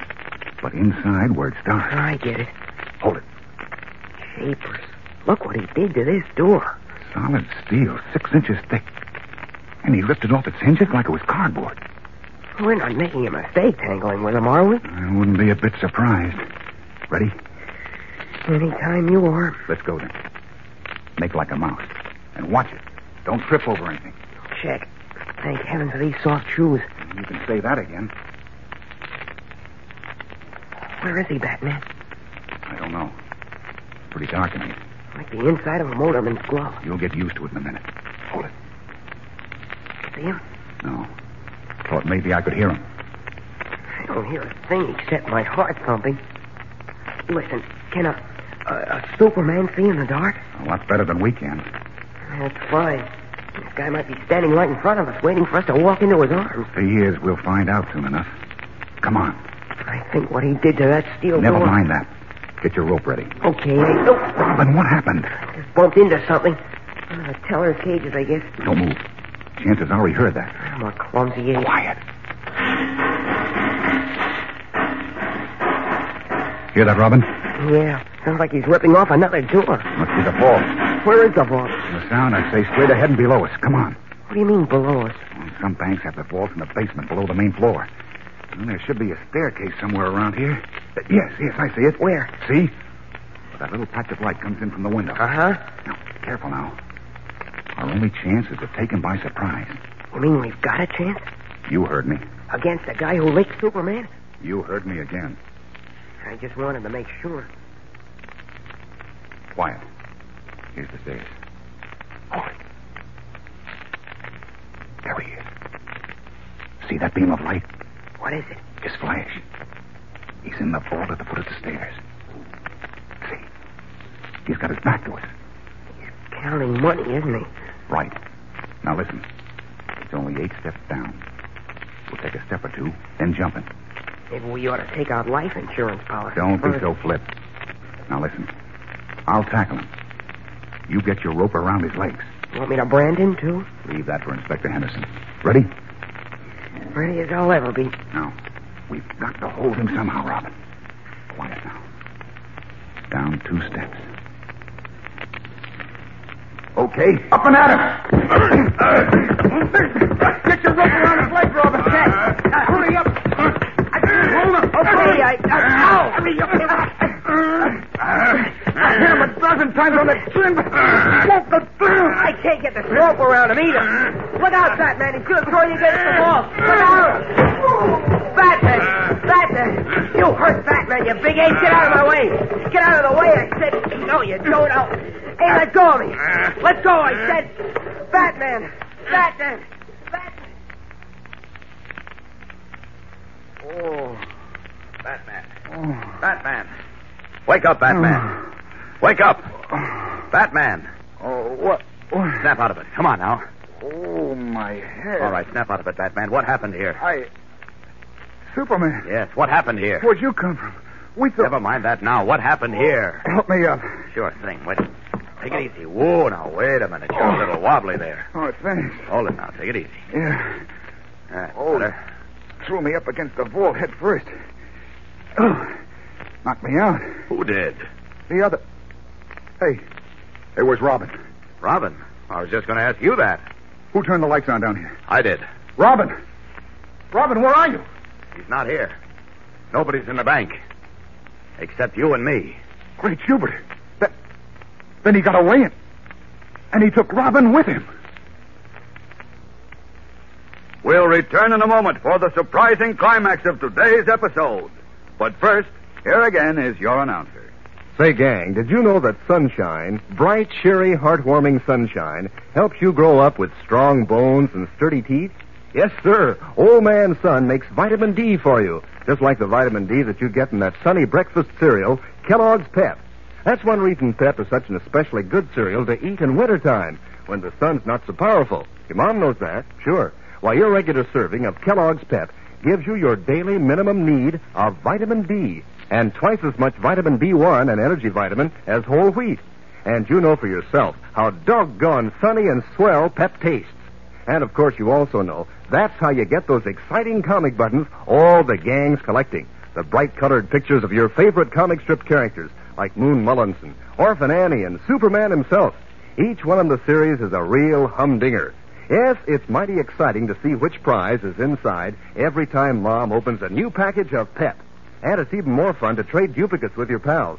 So remind Mom to get you some more Pep tomorrow, because that's the only way you can get these thrilling comic buttons. You don't send in any money, not even a box stop, and you can't buy them anywhere. Just look for your exclusive prize in every package of P.E.P. Pep, made by Kellogg's, the greatest name in cereals. Now, back to the adventures of Superman. Returning to the little bank in Lordville, Superman found Batman alone in the vault room, just regaining consciousness. But Robin and their huge costumed opponent were gone. Then he got away. And he took Robin with him. Who got away? The other Superman. There is no other Superman. There is, I tell you. He broke into the bank tonight after you left. Robin and I tangled with him. You didn't tangle with a Superman. Come along outside with me and I'll prove it to you. Here. Up these stairs. I tell you, we saw him. We battled with him. I know. He was wearing a blue costume and a red cape. It was another Superman, all right. Sorry, but you're wrong. Look, I was dizzy for a moment, but then when I came to, I can tell you, I'm not dizzy now. I know what I'm talking about. You only think you do. But you're wrong. I'm not wrong. This fellow dropped out of the sky. Oh, no, he didn't. I tell you he did. Robin and I saw him do it last night in Somerset. And we heard him tonight. And that may be, but he didn't drop out of the sky. And he didn't fly off either. You'll see what I mean in just a moment. Here, right outside here. There. Take a look at that, Batman. Good Lord, what is it? What does it look like? Well, it's a basket. Could be the gondola, the dirigible, or a... Dirigible is right. A miniature dirigible. Look, here's the gas bag. I deflated it before I brought it down. What? You mean that's what you saw up in the sky? That's right. The bag and gondola are cleverly camouflaged. That's why I had difficulty spotting it.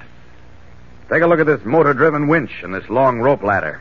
That's how our bank robber appeared to leap up into the air and disappear. He caught the rope ladder. And was hauled up to the dirigible by the winch. Right. But where's the pilot? Well, he must have seen me coming for him because he bailed out before I could reach him. I saw his chute start to open, so I went after the dirigible, figuring to pick the pilot up later. But his parachute failed, and he crashed on a mountainside before I could save him. So, there isn't another Superman. No. Then who was the fellow we mixed with? Well, I don't know, but right now that's not important. We seem to have forgotten something. Robin. Oh, Lord, he's got him. That big bruiser's got him. Now, take it easy. Take it easy. Do you know what that kid means to me? He's everything. And now he's gone, and I may never see him alive again. Never. Inspector, you've got to find that boy. You've got to move heaven and earth to find him. I'm doing all I can, Wayne. Oh, that's not enough. You've got to do more than you can. You've got to... Oh, I'm sorry. What am I saying? Easy, Bruce. Kent, you know what I mean. Yes. You understand. Of course I do, and so does the inspector. The kid means everything to me. Sure, we know. Oh, you don't know, really? Yes, we do. Oh, you can't know how I feel about him. But believe me, if anything's happened to Robin... All right, now don't say it. Because I promise you it's not true. Nothing's happened to Robin. He can take care of himself. Would you mind my asking a question? Oh, go ahead, Inspector. Sorry. I thought the boy's name was Dick Grayson. Why do you two keep calling him Robin? Oh, Robin's just a nickname for him. That's right, isn't it, Bruce? Yes. I see. Well, let's go back to this case. Tell me your reason again, Kent, for not wanting the story of the dirigible released to the press. Well, I don't want whoever's behind this false Superman to know we have the answer. Let them go on thinking we believe the real Superman is responsible. What'll that accomplish? Two things, Inspector. It may put them off guard, at least temporarily, and it won't stop them from going ahead with their plan. What plan?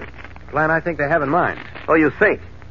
Oh, has there been anything wrong with my thinking up to now, Inspector? What about your boast to bring in the phony or real Superman within 24 hours? That still goes.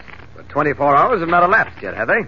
Well, I must admit... That's enough. For you to admit anything is a victory. Right, Bruce? What? Were you talking to me? Oh, now snap out of it, Bruce. The world hasn't come to an end. We'll find the boy all right. I'm beginning to wonder. Oh, nonsense. Now, what about that plan, Kent? We've got to move fast in this case. Well, the way I figure, all these petty bank burglaries with the stolen money sent to various charities is simply a cleverly devised plot to discredit me. Discredit you? What have you got to do? I mean, Superman. I'm so tired, I'm beginning to think I'm Superman. It's funny, isn't it? Very funny. Go ahead. Well, once they accomplish that and have everyone, including the police, believing that Superman has turned bank burglar, I think they plan to pull a really big job and hang it on Superman. Sounds a little fantastic to me. Yeah, maybe, but I can't see any other way of figuring it. Do you go along with Kent's idea, Wayne? Kent's idea? Didn't you just hear it?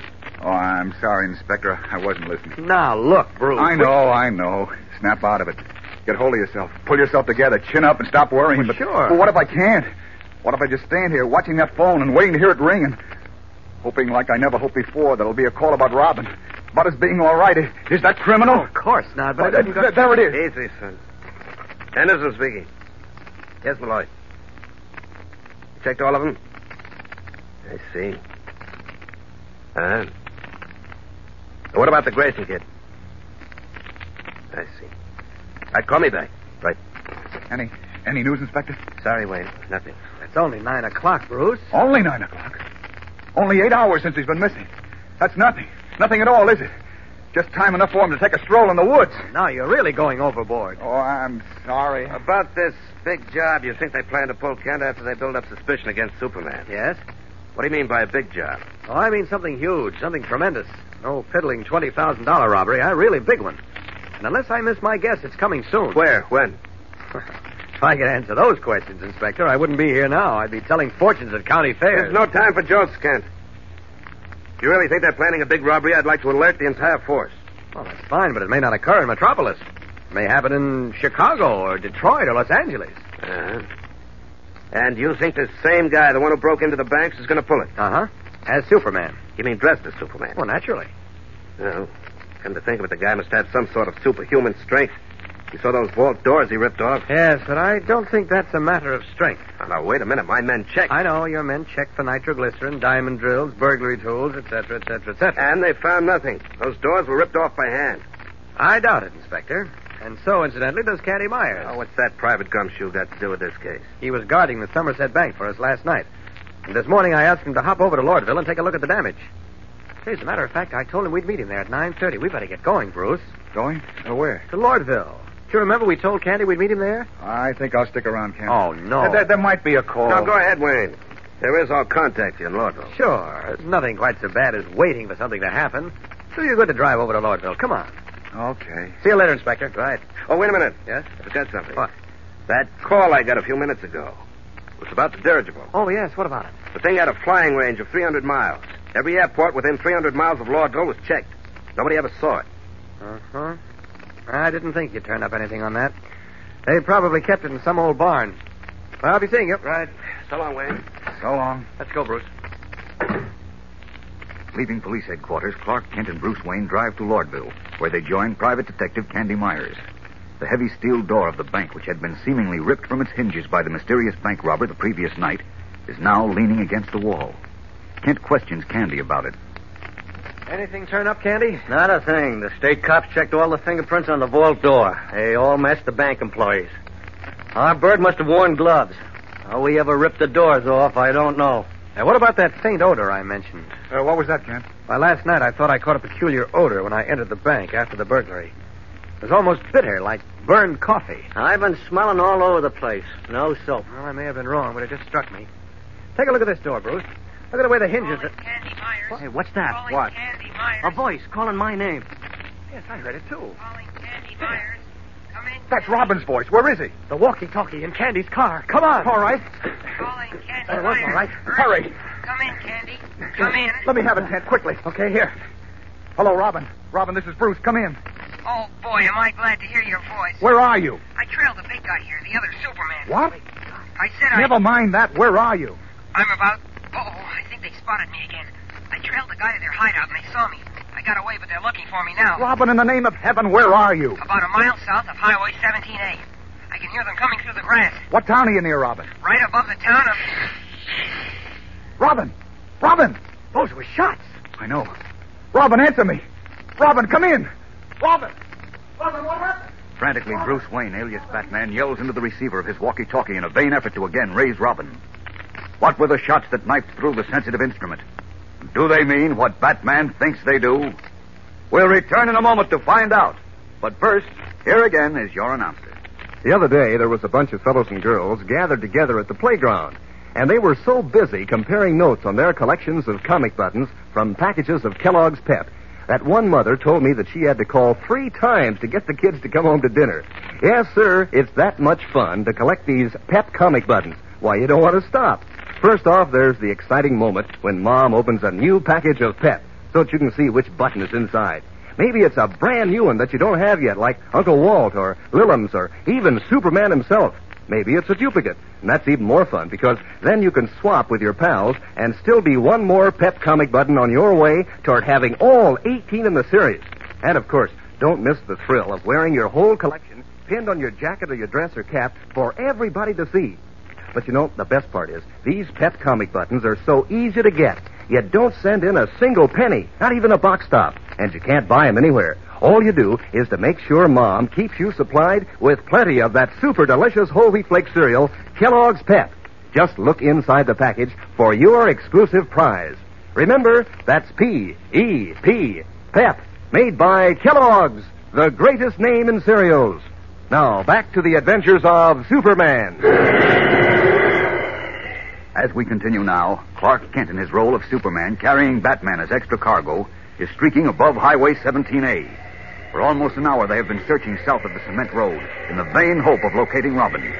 But by now, Batman has given up. Oh, it's useless, Superman. We'll never find him. We've been over this ground a dozen times. I'm not looking for Robin anymore. I'm looking for some sign of activity in the tall grass down there. Robin mentioned something about someone sneaking through the grass, didn't he? Yes, but Look at that. What is it? Down. I don't see anything. Look. In the grass. Oh, it's a walkie-talkie. Hey, it's Robin's. But... Oh, what are these holes in it?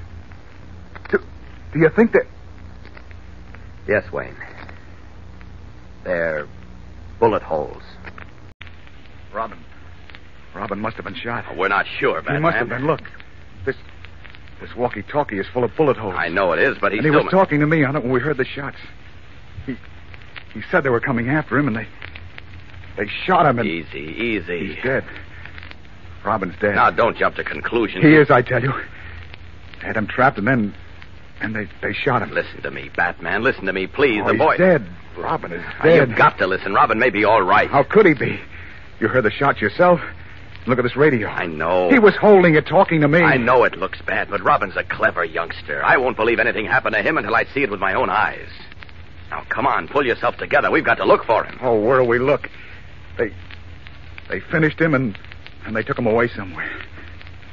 Oh, those dirty rats. I'll get them for this. I'll make them pay for what they did if it takes me the rest of my life. That's right. Get mad, then we can get to work. I'll make them pay. I swear it. You hear me, Superman? I hear you. Now, hang on to my shoulders. We're going upstairs. Where? Up where we can get a good view of this region. Are you ready? Go ahead. Okay, here we go then. Up!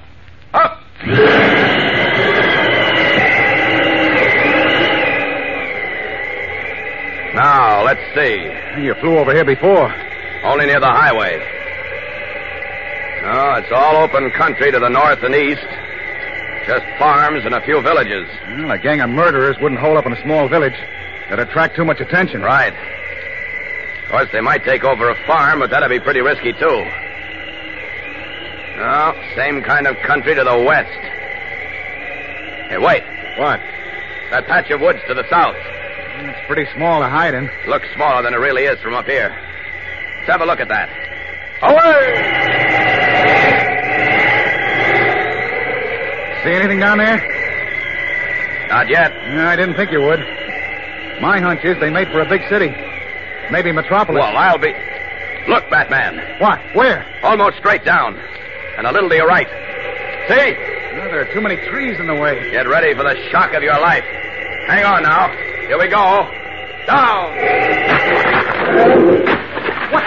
Robin! Batman! Well, I see you two know each other. And Superman. Listen, what happened to you up in the sky last night? Never mind that. Are you all right? Oh, I'm a little hungry, and I got a few ant bites in the cave where I was hiding. But apart from that, I'm ticking on all cylinders. Oh, thank heaven. But listen, we've got to go after the other Superman. He and his gang are up to something. There isn't any other Superman, Robin. That's what you think. It was all done with mirrors, or let's say with a miniature dirigible and a long rope ladder. Huh? Hey, wait a minute. So that's why that big ox walked all the way here. He was limping, and I Never mind. You know you scared me out of 10 years of my life. Oh, what's 10 years to a young buck like you, Pappy? Well, listen to the insolent puppy. I ought to turn you over my knee and tan your hide. What did I do? I know I let the guys get away, but there were too many for me, and they had guns. You never should have gone after the bank robber alone in the first place. Oh, I had to. You were out cold. Yes, and you left me lying there in the bank vault. A fine pal you turned out to be. I knew you were okay, just knocked out. Gee whiz, somebody had to go after the guy. I thought he'd done something to Superman. But now he got away, and his other 3 pals, too. Wait a minute, Robin. You said you trailed the man to his hideout. Where's that? It's an old broken-down house just beyond these woods. Well, what are we waiting for? Let's get over there. Nobody's there, Batman. I can see it from here. They scrammed right after the bank robber got there. First, they all ran out and kept looking up in the sky. Then they started packing up a car. Mm-hmm. He must have told them the dirigible hadn't been at Lordville to pick him up. They were afraid it might have fallen into the hands of the police. Well, we may never find them now. Chances are they'll lie low. No, they won't. They're up to something else. Something big. They are? What, Robin? I don't know what, but it adds up to $50 million. $50 million? That's what I heard one of them say. A fat party with a fancy vest and spats. We're going ahead anyhow, he said. That was when they were packing up their car. There's $50 million waiting for us, he said, and we're going to get it tonight. Tonight? What else, Robin? That's all. They spotted me right after that and chased me. Oh? I got away from them. That's when I called Candy Myers on the walkie-talkie. Uh-huh. Say, how come you answered, Batman? Oh, we were with Candy in Lordville. Go on, then what? They saw me and started popping at me like I was a clay pigeon. So I dumped the radio and made for these woods with them after me. I saw a little cave between some rocks, and I went in like a rabbit. I stayed there a pretty long time till I was sure they were gone. And then you two showed up. Ah, so they're after $50 million, eh? Nothing small about them. You said it. That's practically all the money in the world. Well, not quite, but it's enough. Well, so I was right.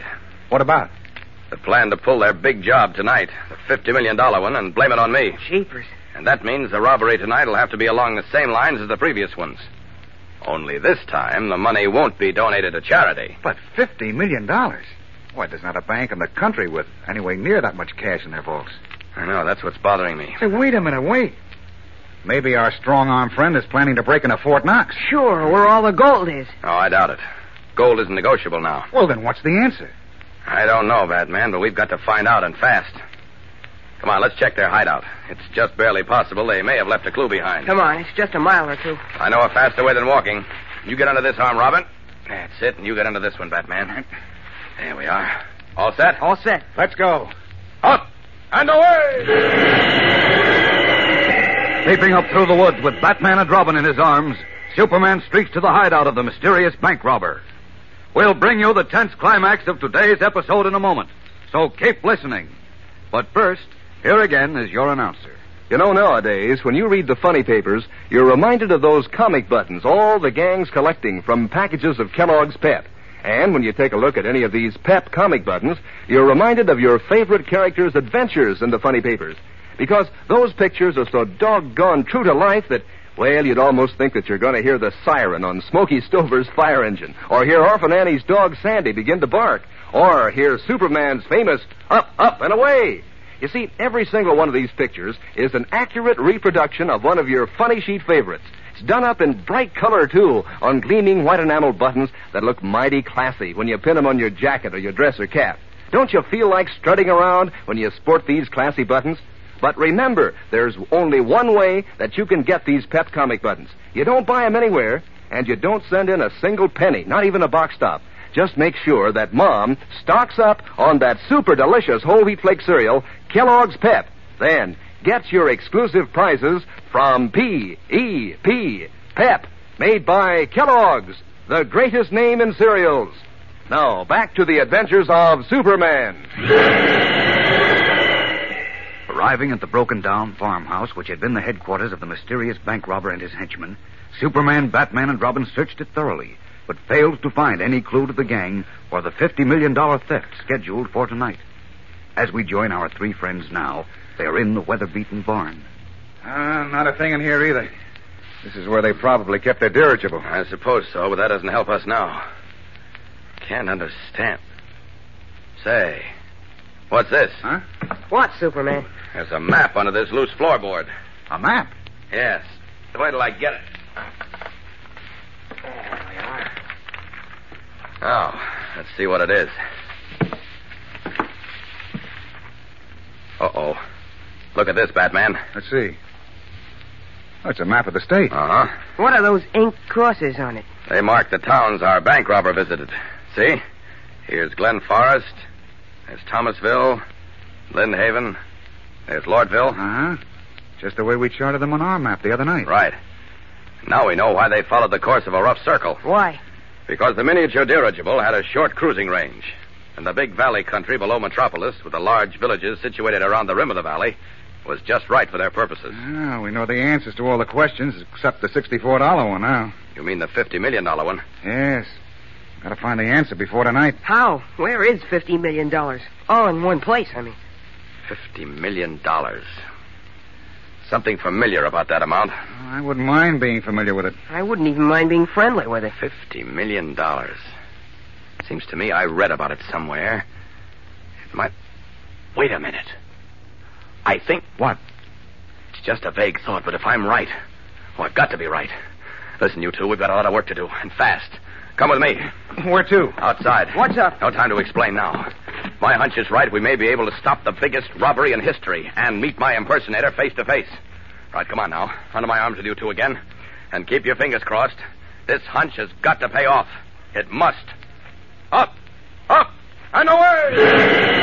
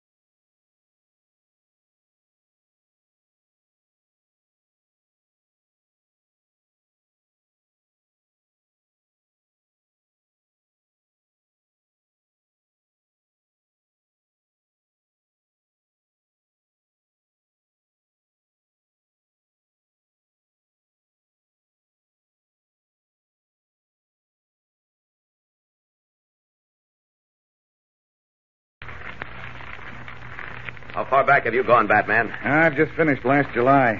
Read through every paper? Everything but the want ads. Mm-hmm. How about you, Robin? I'm on June. Looks like the Detroit Tigers are going to win the pennant last year. This is no time for jokes, sonny boy. Well, I went all the way back to April and May. Jim Olsen and Lois Lane covered the first 3 months of the year. I'm sure the story I read was in the paper this year. Can't you remember anything about the story? No, I can't. Just that it had something to do with $50 million. I wish we could find it. It might tell us where my impersonator plans to strike tonight.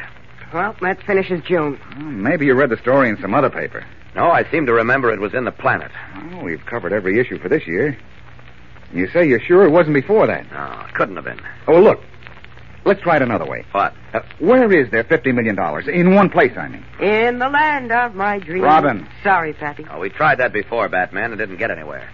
Banks don't carry that much money, and we ruled out Fort Knox. It's too heavily guarded, and besides, gold isn't negotiable now. You had Henderson tip off Fort Knox anyway, didn't you? Oh, sure. Oh, we've got to find that story, otherwise we're licked. I'm afraid we are, chum. Well, I can't be. Unless that false Superman is captured and exposed, some people will still believe that I robbed those banks. They'll no longer trust and cooperate with me, and if that happens, I'm finished. Oh, don't say that. Well, it's true. Robin, stop that racket. Oh, sorry again.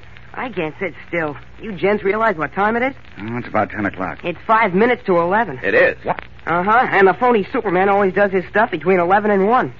Oh, that's right. What are we going to do, Superman? I wish I knew. If you think of anything, let me know. Hey, it's starting to snow. Would you like to run home and get your sled? Sure, why not? I'm dreaming of a white Christmas. I'll Christmas you unless you pipe down. What? Nothing. I just told Robin to pipe down. I'm nervous enough without his corny tenor jangling my nerves. Oh, I resent that. No. Wait a minute. You said something about Christmas. Did I? Oh, yes, I said... Wait a minute. Christmas. What's the matter with him? Search me. I've got it. Huh? What? The story I was looking for. It's in the magazine section of the Planet's special Christmas edition. You sure? Yes. I didn't see any magazine sections. Well, they're filed separately on this shelf over here. Now, Christmas issue should be in this pile. Here we are. Wade in.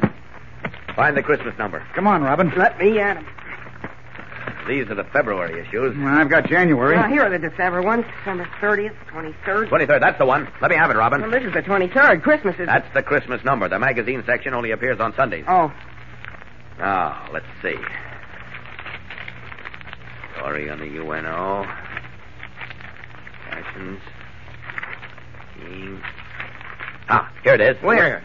Right here. See? A story on the oldest banknote company in the country, the Metropolis Banknote Corporation. What's a banknote corporation? It makes paper money for the government. I thought the mint did that. Well, the mint makes all the coins, but not all the paper money. Now, let's see. Here we are. Listen to this. Founded during the American Revolution and still situated on its original site on Lower Dock Street, the Metropolis Banknote Corporation will begin printing its final issue of paper money for the United States government on Christmas Day. An issue of, get this, $50 million will be printed at the rate of $1 million per day and will be completed on February 13th. Wait, that's today. Right. Jeepers. Listen. The money will be stored in the corporation's time-honored vaults until the issue is completed. On the following day, February 14th, it will be removed to the United States Treasury, and the Metropolis Banknote Corporation, oldest company of its kind in America, will formally close its doors, its long career of service at an end. Well, there it is. What are we waiting for? You took the words right out of my mouth, Pappy. Come on, this might be the answer. My hunch says you're right. There's exactly $50 million in the corporation's vaults right now. And the phony Superman means to bust in and collect it. Well, if he does, we'll collect him. I'll just raise this window. What for? The Superman Express leaves on this track, John. Oh, fancy me forgetting that. Do you prefer the right arm or the left arm compartment, Batman? No time for clowning now, Robin. Under this arm with you. Check. You under this arm, Batman. Double check. All right, hang on. Here we go. Out. Up. And away! Leaping from the Daily Planet library with Batman and Robin in his arms, Superman streaks through the night sky to the wholesale warehouse district on the river, dark and deserted at this late hour.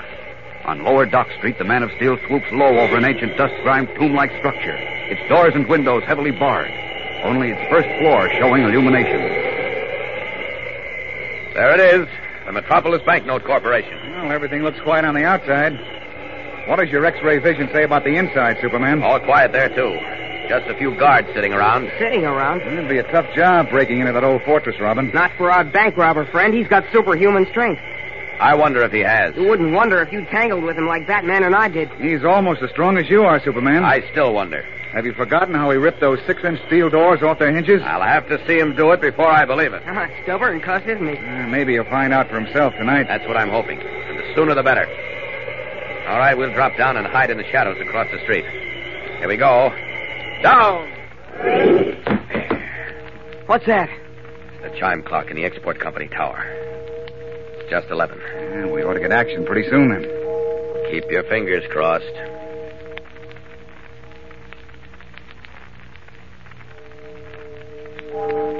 There go those chimes again. It's midnight. Smart boy. He can tell time. Counts up to 12, too. Good. I just want to count how many times we can bounce that phony Superman off the floor. He bounced us the last 2 times. They say the third time is the charm. Where is he? That's what I'd like to know, Robin. That's what I'd like to know.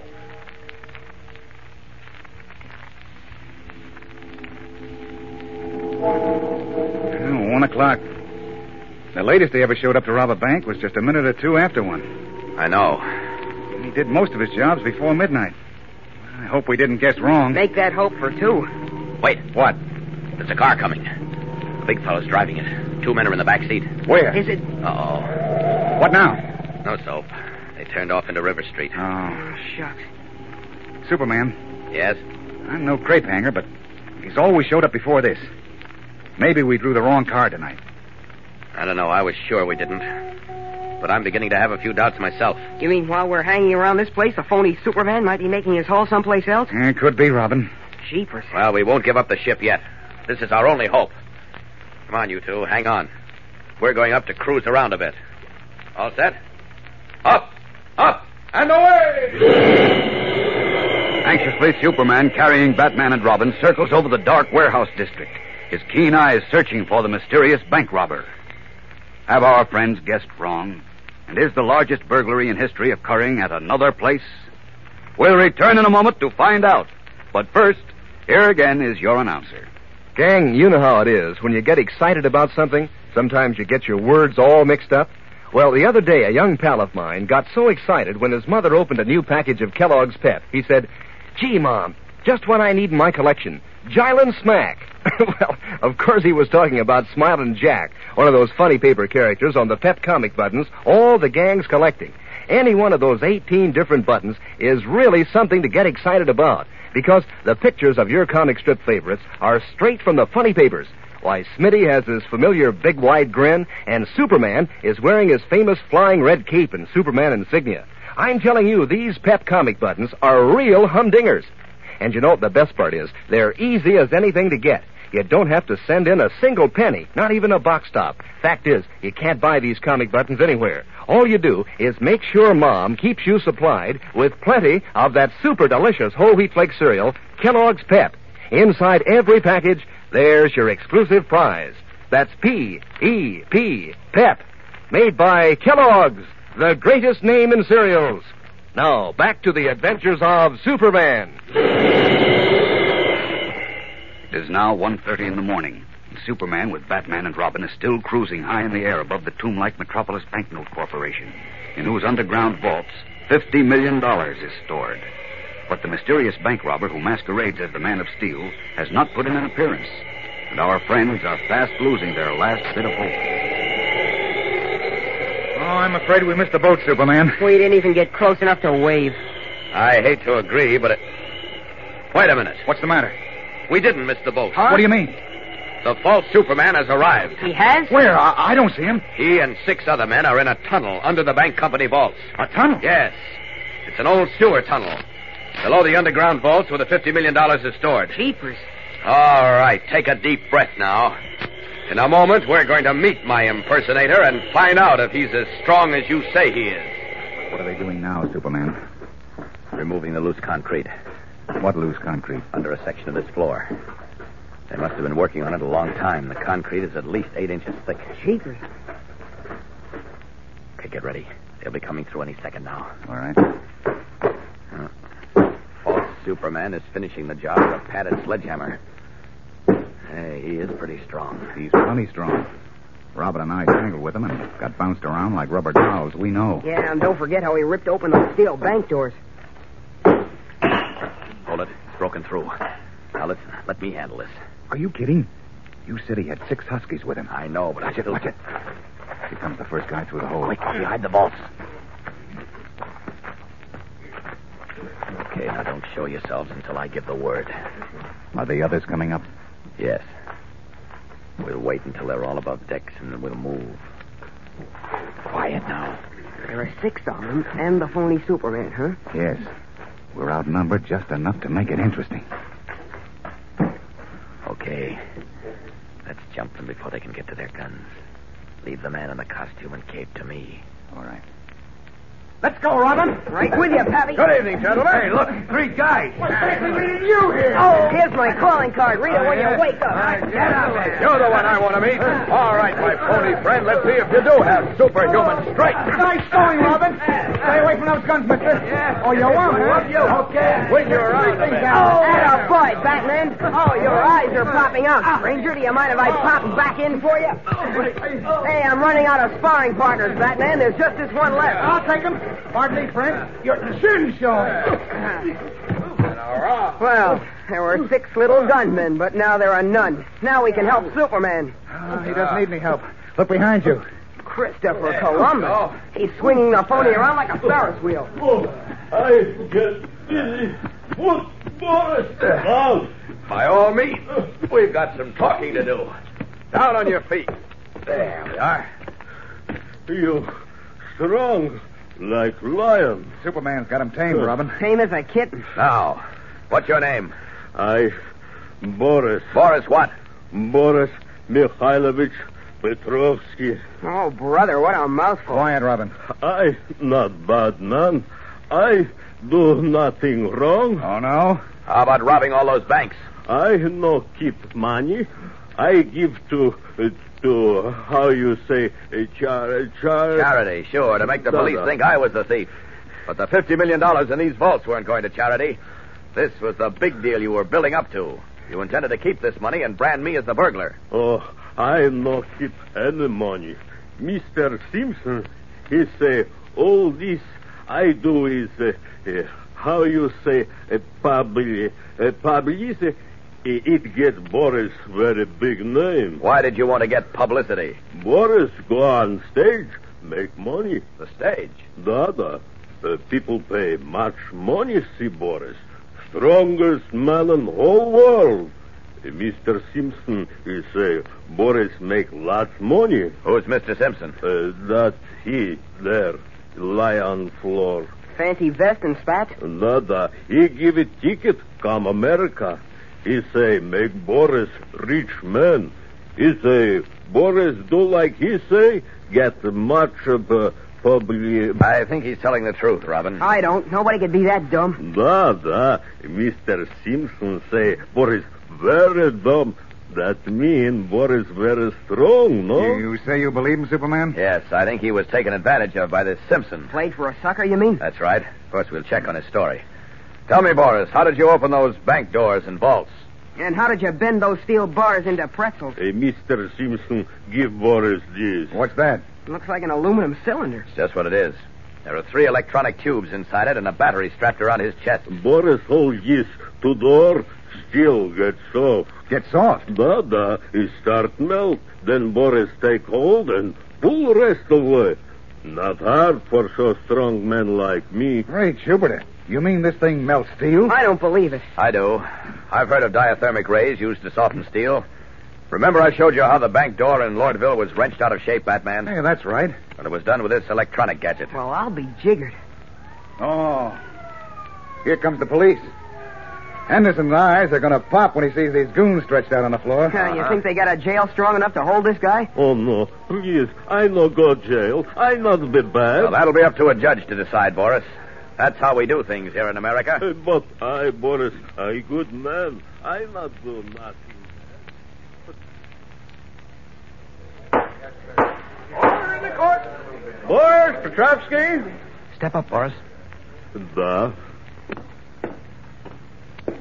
Since it is evident that you're only an innocent dupe in the hands of George Simpson, alias George Tanner, with a long police record, this court is patrolling you in the custody of Clark Kent.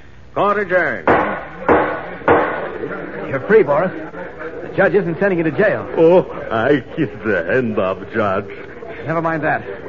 Come along. I'm going to get you a job operating one of the Daily Planet presses where you can put some of that strength of yours to good use. Oh, I am so happy. So glad. With tears of happiness rolling down his cheeks, Boris, the big Russian, leaves the courtroom in the custody of his newfound friend, the man he had innocently tried to wrong. And so Superman has solved another baffling mystery. But if he thinks he can lean back and relax, he is sadly mistaken. For at this very moment, another adventure is brewing. This one more amazing than any that have gone before. We'll return in a moment to begin a new Superman adventure. But first, here is your announcer. You know, gang, it'd be a doggone shame if you should miss out on a single one of those swell comic buttons Kellogg's Pep is putting out. Because every single one of these 18 different buttons is so bright-colored and gleaming. Why, they look mighty smart pinned on your jacket or your dress or cap. And every single picture of your favorite comic strip characters is a dead ringer for one of the friends you've been following in the funny papers for a long time. And here's something else that you wouldn't want to miss. The exciting fun of getting a new button every time Mom opens a new package of Pep. And even more fun trading duplicates with your pals. So hop to it, gang. Ask Mom to get you some more of that super delicious whole wheat flake cereal, Kellogg's Pep. That's the only way you can get these comic buttons. You don't send in a single penny, not even a box stop, and you can't buy them anywhere. But there's an exclusive prize for you in every package of P.E.P. Pep, made by Kellogg's, the greatest name in cereals. Now, back to the adventures of Superman. Our scene is the city room of the Daily Planet. In Lois Lane's absence, young Jimmy Olsen has been using her office. And as we look in now, the telephone on the desk has just rung. Swinging back in his chair, Jimmy lifts the receiver. Well, Olsen speaking. James, is it you I'm speaking to? What? Who is this, Poco? Is there anyone else in space or time who thinks in rhythm and talks in rhyme? Oh, it's Poco, all right. How are you, pal? Oh, I'm fine, friend James. And how are you? Do you still have plenty of work to do? No, I'm just moping around waiting for something to happen. Oh, how would you like it to happen soon? With, something like a trip to the moon. What? A trip where? To the moon. In a balloon. Are you kidding? Oh, honest Injun, and cross my heart. Just say the word and we can start. Professor Twiddle is standing by to shoot his rocket into the sky. Now, wait a minute, Poco. What kind of double talk are you handing me? You mean to say someone's going to try to fly to the moon in a rocket? Oh, Professor Twiddle, who happens to be an expert in astronomy, is quite convinced that it is no dream to fly to the moon on a radar beam. And so he's built a rocket ship controlled by radar to make the trip. From the Earth to the moon in nothing flat. Now tell me, what do you think of that? Well, I think it's crazy. Oh, crazy yes or crazy no. Professor Twiddle is ready to go. Maybe he's right and maybe he's wrong. But he'd like us both to go along. Me fly to the moon in a rocket? Oh, no. Oh, don't say no till you hear the story at Professor Twiddle's laboratory.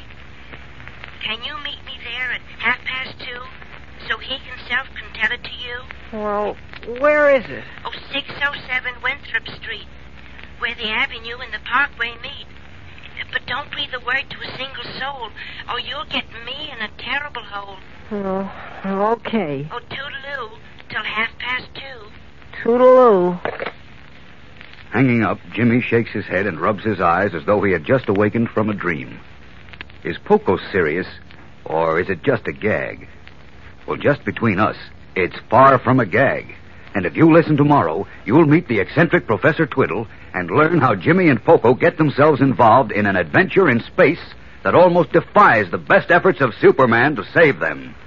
So don't miss tomorrow's episode. It's the beginning of a new and excitingly different story. Tune in, same time, same station, and follow the adventures of Superman. Faster than a speeding bullet. More powerful than a locomotive. Able to leap tall buildings at a single bound. Look! Up in the sky. It's a bird. It's a plane. It's Superman. Fellows and girls, be sure to follow the adventures of Superman. Brought to you every day, Monday through Friday, same time, same station, by the Grand Old Kellogg Company of Battle Creek. Superman is also a copyrighted feature appearing in Superman DC Publications. Say, gang, you'll get a bang out of this. Kellogg's Variety is back. That's the grand 10-package assortment of 6 swell Kellogg cereals. Makes breakfast more fun than a picnic. Makes it easy for Mom, too. No dishes to wash, thanks to the new Kell Bowl Pack. You can eat right out of it. What's more, these generous packages are great for lunchboxes and outings. So ask Mom to hurry and get Kellogg's Variety at her grocer's the very first chance. And be sure to be with us tomorrow for the thrilling adventures of Superman. This is the Mutual Broadcasting System.